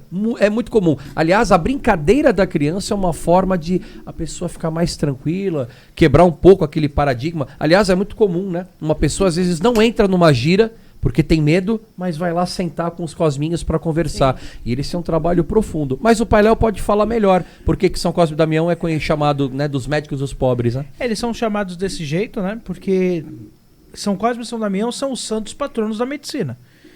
Né? Eles são os patronos dos médicos na Igreja Católica. São Cosme e São Damião são considerados o pai da medicina. Antes deles não havia medicina. Eles são 2 irmãos que nascem na Arábia Saudita. Né? Existe uma certa comprovação e não, mas enfim, é o que acredita-se, que eles nascem na Arábia Saudita e eles andavam praticando curas, né? Ajudando as pessoas, tanto que não tem a figura do terceiro irmão, Dom não existe, tá, para a Igreja Católica. Dom é muito mais uma questão da doação, representa a caridade ali. E São Cosme e São Damião eram conhecidos assim porque eles curavam as pessoas. E não estamos falando de cura espiritual, tá? E nem cura prânica. Estamos falando de cura física mesmo, tá? E eles iam lá, faziam incisões, ajudavam as pessoas sem cobrar nada e viviam da caridade. Então por isso que eles eram chamados de médico dos pobres. Mas também é legal falarmos que o título de médico dos pobres não é deles, né? Médico dos pobres é como é conhecido o querido Bezerra de Menezes, né? Que é chamado até na sua oração, né? Médico dos pobres. E fazia um trabalho absurdamente, né? É maravilhoso. De caridade, né? Procurem, pra quem não tem paciência pra ler, procura o filme, filme. né? Deve Do Carlos assistir o filme. Veneza. Já ajuda, que é um belíssimo ator também, que é espírita. Aliás, E Bezerra de Menezes é brasileiro, né? Pra quem não sabe. isso. Né? E pra Sim. quem às vezes... Cearense. E pra quem às vezes não gosta de ouvir... De ler, eu recomendo que leia. Mas se você não gosta, ou se você tem às vezes uma limitação, você não gosta, enfim, ou se você está em algum lugar que você tenha curiosidade, o próprio Carlos Vereza gravou todo o livro dos espíritos e dos médiuns, pergunta e resposta. É bem interessante. A voz do Carlos Vereza é muito tranquila assim, Léo. É muito Bezerra de vou te Menezes. responder uma coisa. Então é muito gostoso ouvir o Carlos Vereza. Várias vezes eu dormi ouvindo o livro dos... Pô, foi igual, agora eu vou ter que falar isso. Foi igual a Priscila chega um dia pra mim e fala assim pra mim: eu quero botar esse CD aqui pra tocar no terreno. O CD era os Salmos de Salomão Por Chico pelo Xavier. Chico Xavier. Eu falei: Aí Priscila, nós você vamos vai- dormir. Naninha. Porque o Chico falava de um jeito. Ah, mas é tão gostoso. Né? Pô, imagina ele lendo o Salmo. Por exemplo, né? O Senhor Já pensou? é meu pastor. É Mas um- às vezes no dia que mas você tá são- aflito pode ser um caminho bacana, Puta né? merda, não É um sei, CD, tem mais de um CD e ele vai narrando o A mãe salmo. Priscila explicou uma coisa bacana na aula de quarta-feira. É pra meditar, não é pra dormir, tá bom? Então. Porque se você dormiu, você não desdobrou, você pegou no sono mesmo. Né, a gente teve uma médica que falou, né? Eu pensei que era pra deixar só o pensamento vazio, não, pensei é pra- em nada. É pra. mas não vai dormir, é pra meditar. Vamos Bom, lá. tem uma mais pergunta, tem a última pergunta que tem a ver com isso que a gente tá falando, né? Que é uma pergunta da Joana Matos, de Paraíba. Qual a importância do silêncio e da concentração nos trabalhos de cura? Olha, hein? Aí vai entrar o ectoplasma, hein? Aí, quem perguntou do ectoplasma, né? Foi um outro irmão que perguntou no último programa, né? Ah, não, falou do duplo etérico, né? Que eu falei que o duplo etérico era responsável pela criação do ectoplasma. Por exemplo, no Rio de Janeiro tem uma casa, eu não sei se essa casa ainda está ativa. Outro dia o nosso irmão André comentou, mas era o Lar Frei Luiz, né? Que é uma casa assim incrível, que fazia um trabalho de ectoplasmia, as câmeras de materialização, né? Tem um professor que, na verdade ele é médico, o pai dele, né, era o responsável pela parte de ectoplasmia, me fugiu o nome dele, mas ainda vou lembrar, porque eu sempre caço e relembro, e ele falava a importância da concentração e a importância do bom pensamento no momento do trabalho mediúnico. Sim.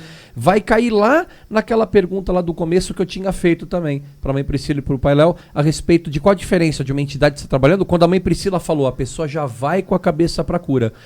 No rito de cura, claro que numa gira normal, existe o silêncio.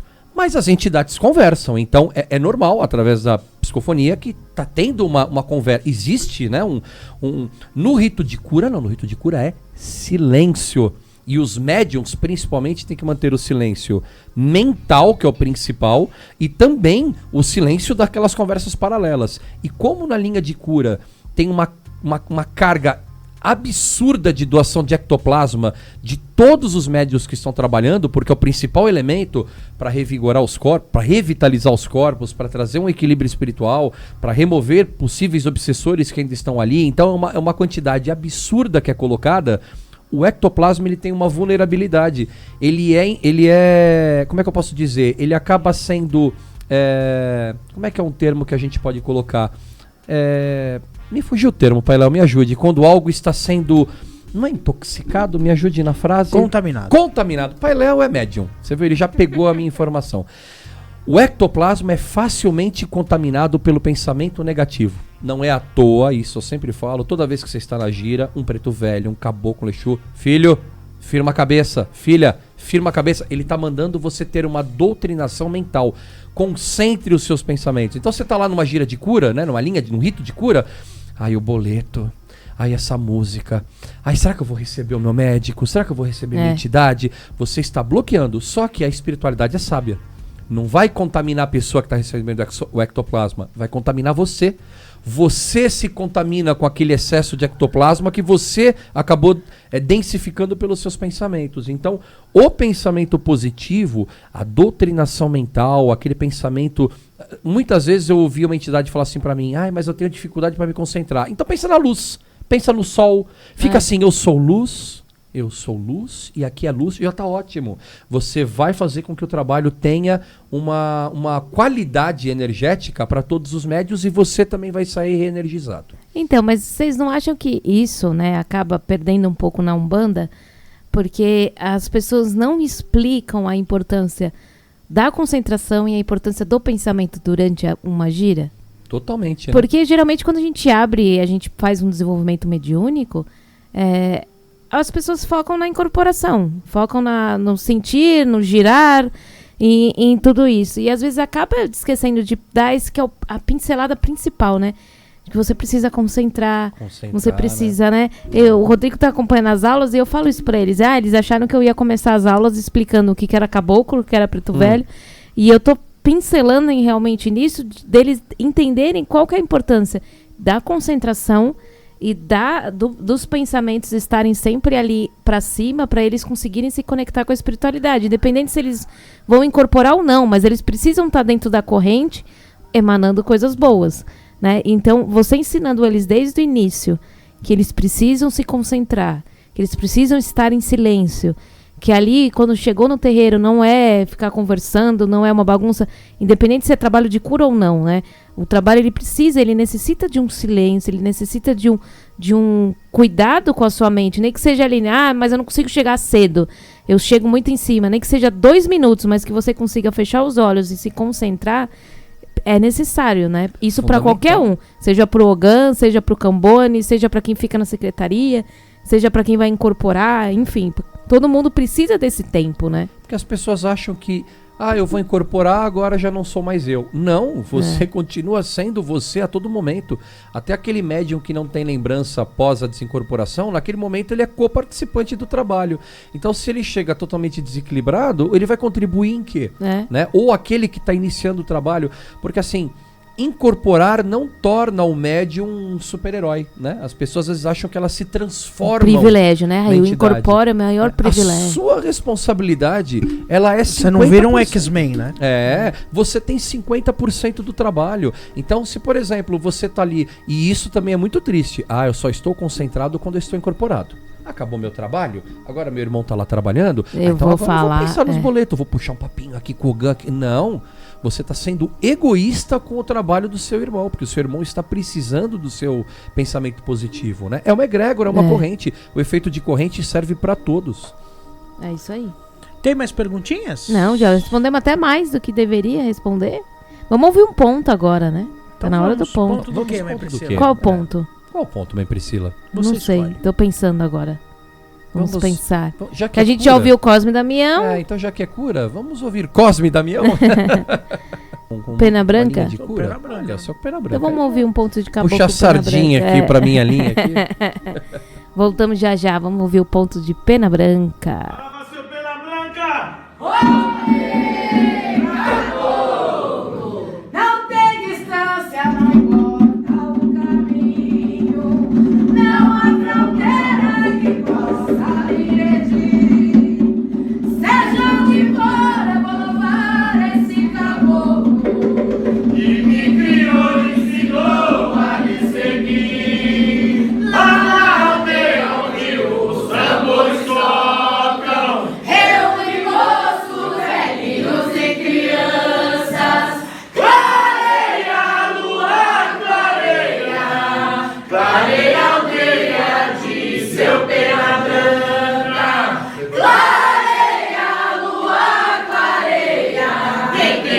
esse caboclo não perde a confiança. O que caboclo? O que caboclo? Seus filhos querem agradecer. O que caboclo? Senhor da família sempre me valeu. O que caboclo? O que caboclo? Seus filhos querem agradecer.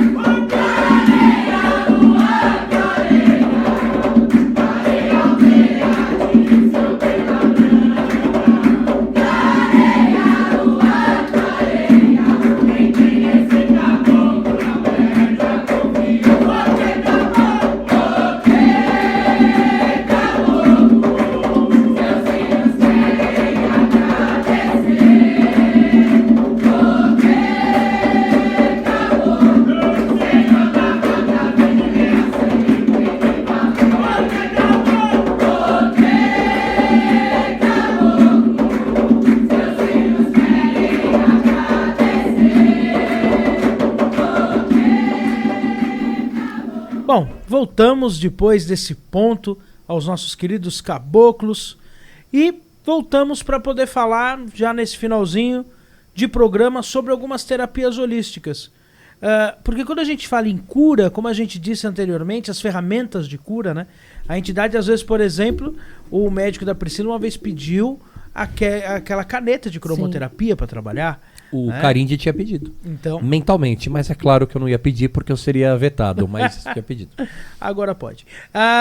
Então você pode utilizar esses elementos, e quando a gente fala disso, de cromoterapia, então existe espaço para essas terapias? Porque, por exemplo, eu vou fazer uma pergunta para vocês dois agora. É polêmica?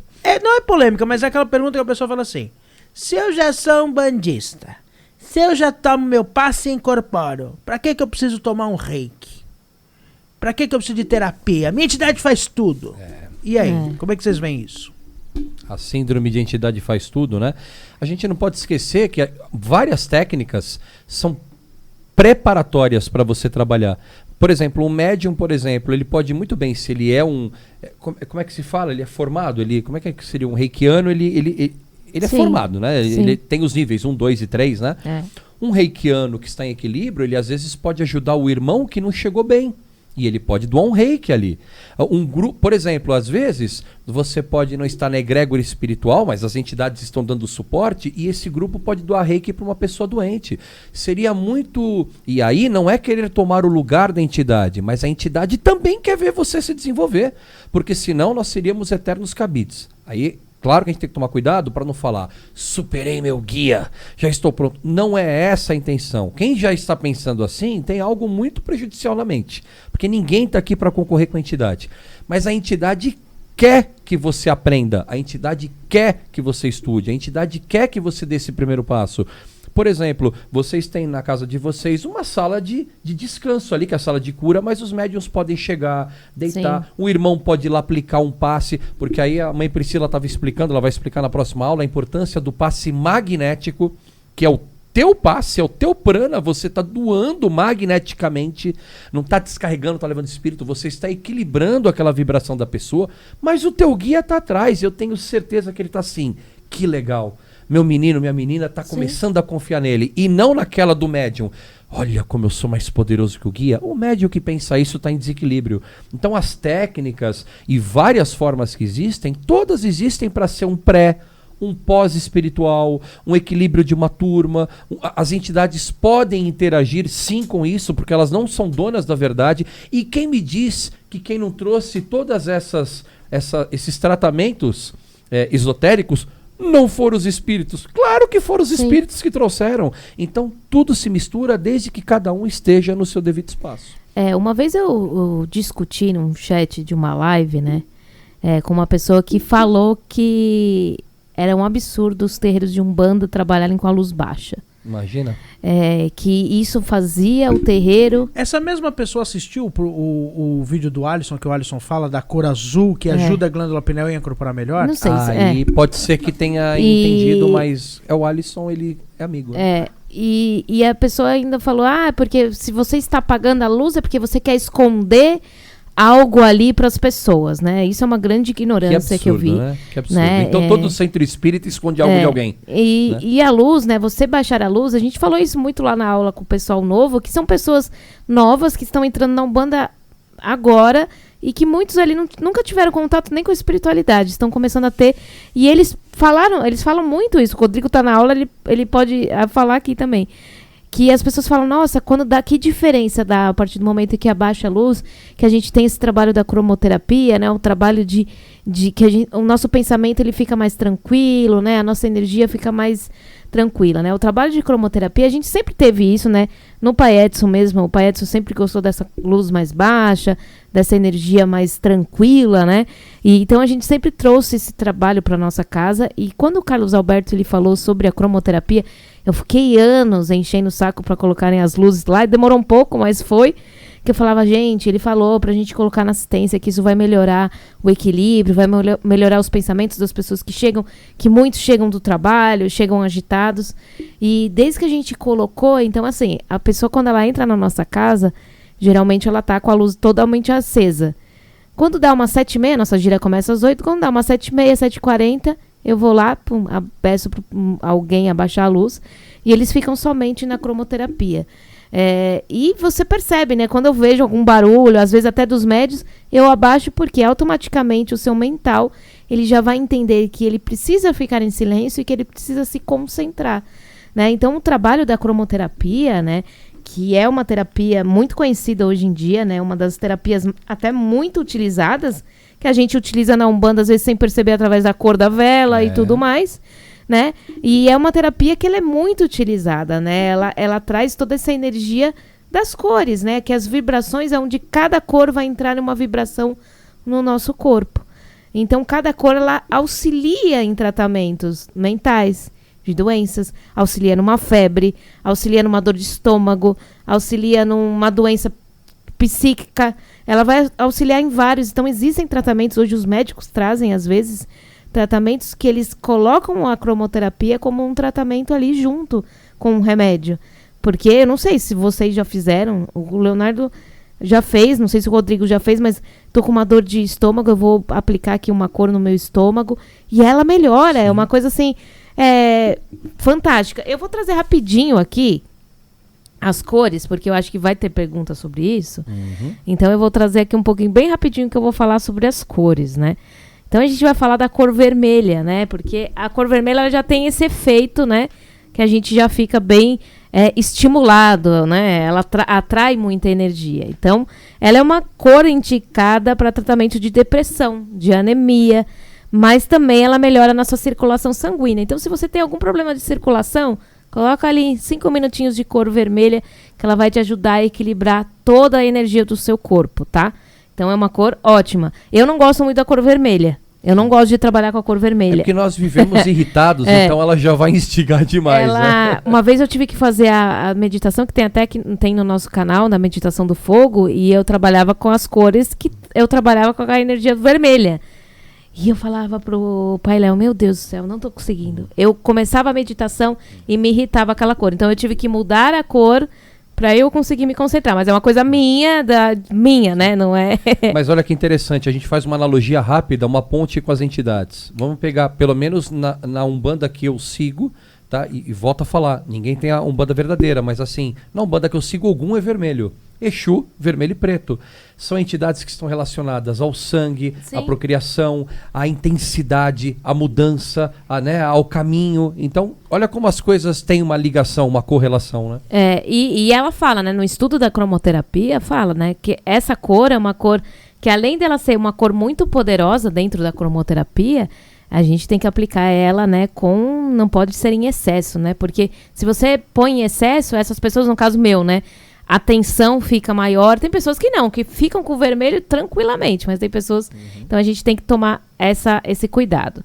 Aí tem a cor laranja, né, que tem um efeito alegre. Geralmente as coisas laranjas, isso a publicidade trabalha muito com o elemento das cores, Os né? fast foods são tudo laranja dentro das áreas de comer pra te mandar logo embora, O né? amarelo também, o vermelho, né? Fica são feliz cores... e cai fora que eu quero o próximo cliente. Mas né? o Estudo das laranja, cores. ele traz essa cor, né? É muito bom pra quem tá depressivo, então é um antidepressivo, vitaliza e rejuvenesce. Então se você tá naquela energia baixa, coloca um pouco do laranja aí, né? Vai tirar um pouquinho você dessa energia de depressão. Né? Ele é totalmente indicado para tratamento de depressão, no combate do desânimo, a falta de energia, então ele vai te dar essa energia. Então, muitas pessoas passam por esse problema hoje da depressão, né? A gente vê que os casos aumentam cada vez mais, então você colocando uma corzinha laranja, ela vai te ajudar nessa parte também, além de problemas respiratórios, vesícula, enfim, vai melhorar também nessa parte. Nós vamos para a cor amarela, né? A cor amarela, o Pai Léo tá mudando as cores aqui. Então, eu tô falando, é que vocês não estão vendo, mas tá indo pra cor. O nosso estúdio também é um estúdio de totalmente cromoterapia. Então, a cor amarela, ela contém energias positivas e inspiradoras. Eu amo amarelo. Então, assim, é uma cor que me inspira e que me faz bem muito, né? Estimula também a atividade mental, promovendo a criatividade. Então, muitas agências também de publicidade têm a cor amarela, porque e dentro, né, de laboratórios, dentro do próprio lugar lá da publicidade, em volta é amarelo, né? Quando a gente pinta um ambiente, ele também vai mudar a energia da cor. Quando você quer destacar alguma coisa que chame muita atenção, use algo amarelo que vai ajudar a centralizar. Enquanto isso, o Pai Léo está fazendo as alterações de cores aqui. Mas as indicações da cor amarela vai ajudar a harmonizar o sistema nervoso, né? Vai utilizar muito em tratamento de problemas digestivos, né? Artrite também. Então, se você tá com uma dorzinha ali com um problema digestivo, coloca um pouquinho da cor amarela, que vai ajudar bastante. E ela também é uma cor que fortalece os olhos e os ouvidos, né? Ela é excelente para cicatrização. Se você cortou ali, coloca um pouquinho da cor amarela todos os dias ali, que ela vai ajudar na cicatrização. Qual será a próxima cor? A cor verde. A cor da alegria, da esperança. O verde ele traz esse equilíbrio, Oxóssi. né, de energia positiva, né? O Oxóssi traz, né, essa expansão, né? Esse trabalho aí de harmonia, de serenidade, né? Então ele tranquiliza. É uma das cores mais utilizadas na cromoterapia. Eu fiz um curso de cromoterapia e o professor sempre falava: se você tá na dúvida da cor, coloque verde, que o verde vai resolver para qualquer coisa. É uma cor meio coringa dentro da cromoterapia. E uma cor extremamente ligada à cura, né? É uma extremamente ligada né? à cura. A maioria dos hospitais são verdes, né? Os leitos, os lençóis, muitos quartos são pintados de verde clarinho. Sim. Né? Então ela vai trazer, né, esse conforto, esse bem-estar, né? É uma cor totalmente completa dentro da cromoterapia. Então vai abranger principalmente a mente e o nosso espírito. Então ela tem muito esse tratamento de infecções, problemas cardíacos, circulatórios, né? Problema cardíaco, né? Ela é o chakra cardíaco, né? Tá Trabalha aqui, né? totalmente esse nosso chakra também. E aí a cor azul. Azul, que é a né? cor do soninho. Que é a dor quando você geralmente pinta quartos de bebês. Né? Idosos também. Geralmente o próprio velório, tem velórios que são azuis, que serve para trazer, né? Essa energia de cura, né? Que traz esse efeito totalmente relaxante, né? Então se você às vezes põe muito azul no local, ele vai te relaxar muito. Se for num escritório, por exemplo, você não vai pôr muito azul. O azul não vai rolar, seus funcionários vão dormir, infelizmente. Porque ele vai dar essa sensação de paz, né? Mas ele também é bom para aliviar dores de cabeça, enxaquecas. Então, se você tem uma enxaqueca, assim como eu tive ontem, bem forte, você coloca um pouquinho de cor azul, que ela vai reduzir essa sensação aí de tensão, de medo, né? Ela vai trazer esse conforto aí, essa paz que a energia traz. Também é bom para garganta, então para quem tem problema de garganta, e também utilizado muito... também é a cor do chakra laríngeo, né? Que é a nossa cor, né? Então, e também... A nossa não, a cor do chakra, né? Do chakra, cor do chakra. A gente vai fazer um programa só de chakras. Chakras, né? E aí a cor violeta, né? A roxa, a cor anil, antes da roxa, desculpa, é ligada às artes e à beleza. Vai elevar a nossa mente. No momento que Pai Léo já né? transforma o estúdio em anil. E olha como muda, né? É muito engraçado. Pena que vocês não estão vendo em vídeo. Mas muda muito a energia. E ela vai ter um efeito analgésico e calmante também, né? E ela é diferente, né? Principalmente em situações de elevada ansiedade. Então, se você está com muita ansiedade, você não vai colocar a cor azul, sim, vai colocar a cor azul anil, que ela vai te ajudar nesse tratamento. E também de dor generalizada. Tá com uma dorzinha lá, Rodrigo? Coloca a cor azul anil. Dá pra colocar no corpo inteiro azul anil? Dá, aí, ó. Tá aí em você agora a cor azul anil. Né? E aí tem a violeta, né? Que é a cor também da espiritualidade, que dá essa sensação de liberdade, mas também de equilíbrio, né? Então a cor violeta, ela vai trazer esse equilíbrio, a espiritualidade, que é a cor do nosso chakra coronário, né? Que liga a nossa espiritualidade. Então ela é uma cor bem assim forte, uma cor de grande energia, que também ajuda a acalmar o sistema nervoso, né? No combate de neuroses. E é utilizado em vários tratamentos dermatológicos também. A maioria das clínicas drenagem, que estéticas, né? Tem o roxo como base, né? O Carinde mentalizava na minha mente para eu emanar muita luz violeta quando principalmente a pessoa estava com distúrbio mental. Quando ela estava, não no sentido de depressão, quando ela estava num distúrbio físico e espiritual, perturbada, obsediada, que ela precisava transmutar internamente conceitos para que ela afastasse as obsessões, ele trabalhava muito essa cor violeta, lilás em cima das pessoas. E quando a gente fala da cromoterapia, as pessoas perguntam muito sobre o preto e o branco, né? E eles são totalmente opostos, né? Então eu sempre falo, quando eu dou essa aula de cromoterapia, né, que a energia do branco ele vai absorver e vai refletir, e reflete todas as cores, né? Sendo que o organismo vai reagir positivamente ao branco ao libertar energias negativas. Então tem muita gente que gosta, né? No caso do branco, né? Quando utiliza, vou pintar minha casa de branco e vou trabalhar as cores nele, que ele vai trazer isso dentro do ambiente. Porque às vezes a pessoa fala, hoje eu quero trabalhar mais no meu quarto o azul, vou ligar uma luz azul, ele vai refletir ali no ambiente. E o preto, né? Ele absorve as cores, mas não reflete nenhuma. Então por isso que muitas vezes, eu também não gosto da cor preta. Né? Eu não gosto de me vestir de preto. Eu amo. Porque eu me sinto apagada. Eu me sinto com uma energia baixa. Então é isso. Isso tem muito trabalho, né? Dentro da cromoterapia, que quando a gente faz o curso, enfim, que a gente estuda, a gente tem um exercício de prática de vestir a roupa. Então, se eu for trabalhar hoje com uma roupa verde, como eu vou me sentir com a roupa verde? Como eu vou sentir com a cor azul, com a cor roxa? E dá diferença no dia a dia, a nossa cor também, que a gente utiliza no dia a dia. A cor também passa uma mensagem, né? As pessoas, por exemplo, que às vezes estão passando um processo de depressão, pessoas estão passando um processo um pouco mais complicado, acabam preferindo cores como cinza, bege, preto, azul escuro. São cores que às vezes, mesmo que inconsciente, né? Mas às vezes as pessoas estão mandando uma mensagem através da cor que ela usa. Porque o preto também tem aquela coisa, né? De trazer uma certa imponência, né? Os padres, os juristas. Então ela também traz uma... a cor da... Vamos colocar... As mulheres, vamos colocar um pretinho básico já, tipo, estou elegante. Emagrece. E querendo ou não, como é uma cor de uma vibração absorvedora, tem toda a ligação com os Exus. Então, quando um Exu às vezes está acendendo uma vela preta, trabalhando para alguém, ele não está fazendo mal para ninguém, porque o que define o trabalho é a intenção.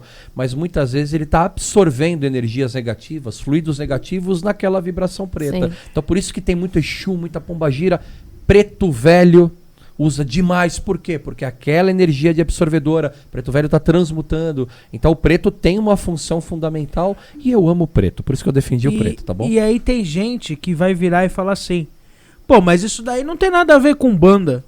Tanto não tem a ver com banda que existe uma coisa que você deve ouvir desde pequeno. Você pode ir com qualquer cor de roupa na Umbanda? Menos preto.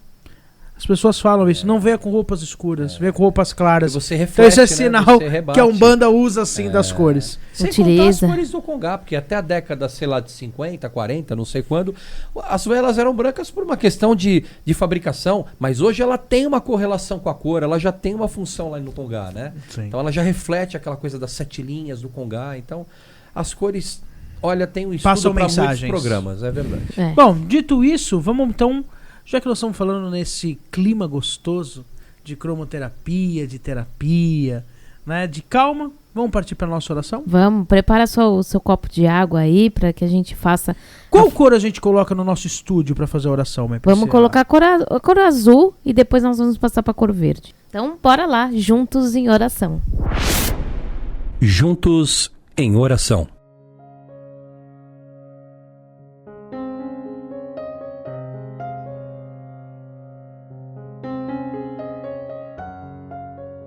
Amado Pai, amado Mestre, nesse momento rogamos a vossa energia em pedido de socorro por aqueles que apelam ao teu amor infinito e amado. Pai maior, te recorremos em súplica pelo amparo espiritual, cura e equilíbrio de nosso corpo, de nossa mente e de nosso espírito. Dai a nós, seres encarnados, a cura prometida, o alívio kármico e o equilíbrio. Pai, dai-nos o perdão de nossas ações, de nossos pensamentos e de nossos corações. Fortalecei nossa alma para que, sem vergonha alguma, possamos nos conectar com a vossa energia, advinda do bem e da caridade. Pai amado, vós que sois justo, fazei com que entendamos que o mal é pago com o bem, o ódio é equilibrado com o amor. Fazei-nos despertar nosso amor puro, amor eterno e amor próprio, para que com a força das águas possa limpar a nossa aura, fluidificando a paz de espírito por nós tão desejada. Amado Senhor, de todas as criaturas, perdoai nossas faltas, dissolva o sentimento ruim, a mágoa e tristeza que ainda conspurga nosso coração, lavai e elevai nosso pensamento a Ti, Pai amado, por Tua graça e força pedimos e agradecemos pelo bem praticado, pela paz que sentimos e o amor que podemos transmitir de Tuas palavras. Ó Nazareno, nos ajudai na missão de fazermos felizes e alegres, para que ao voltarmos para a Tua morada, possamos estar livres e com a certeza de nossa missão cumprida. Que assim seja, graças a Deus. Bom, nós vamos agora, momento de fluidificar o nosso corpo, a nossa mente, o nosso espírito. Como nós falamos da energia da cura, nós falamos das cores.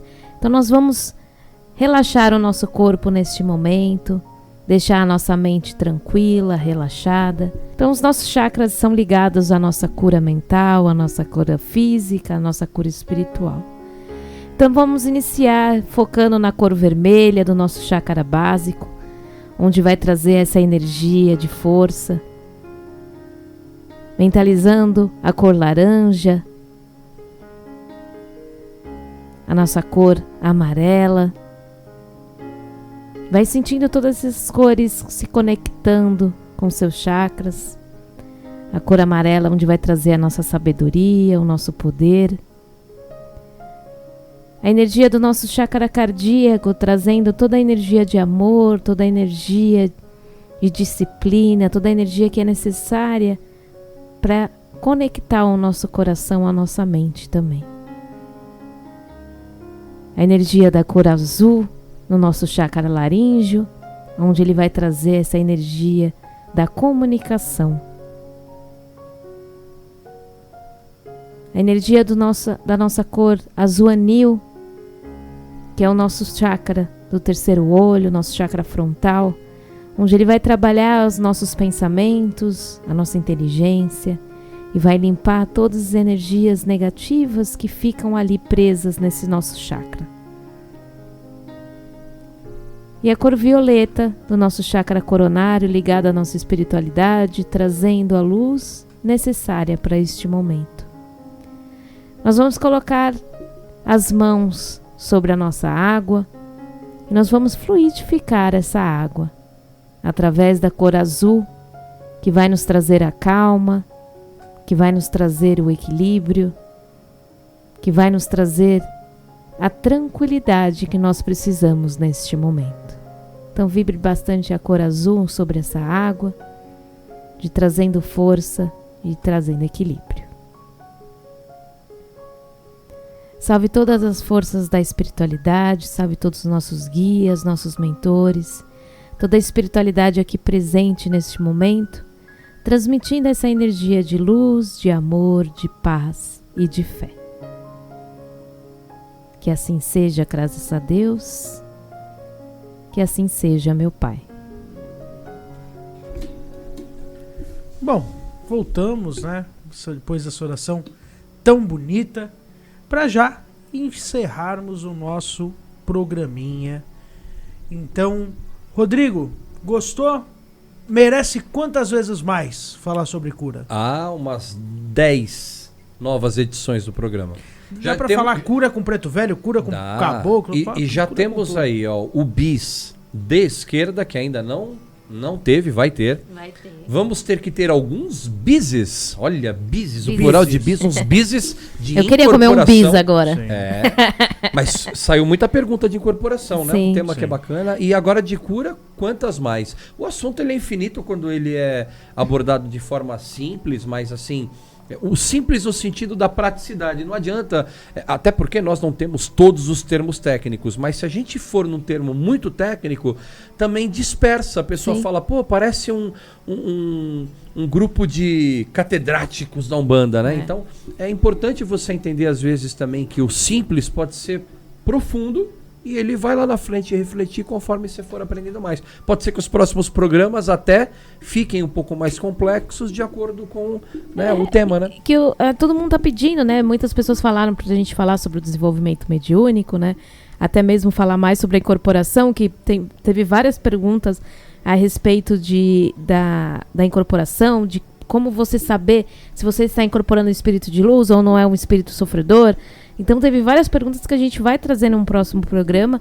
É que a gente gosta de deixar um tempinho para que vocês absorvem bem o que a gente falou nesse programa e aí a gente volta daqui um mês e pouquinho, a gente volta com esses assuntos meio que, não que são repetidos, porque a gente vai falar outras coisas, mas para não ficar algo muito repetido, né? Eu queria trazer uma frase, né? Quando eu dou essa aula de cromoterapia para os médicos lá no terreiro, o Dr. Carlos Alberto ele deixou uma frase que eu achei bem bacana, né? Então eu vou trazer aqui para vocês para finalizar o nosso programa.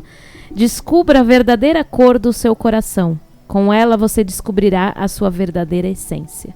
Dr. Carlos Alberto. Então eu acho que quando a gente descobre aquilo que está dentro do nosso coração, a gente descobre quem nós somos, né?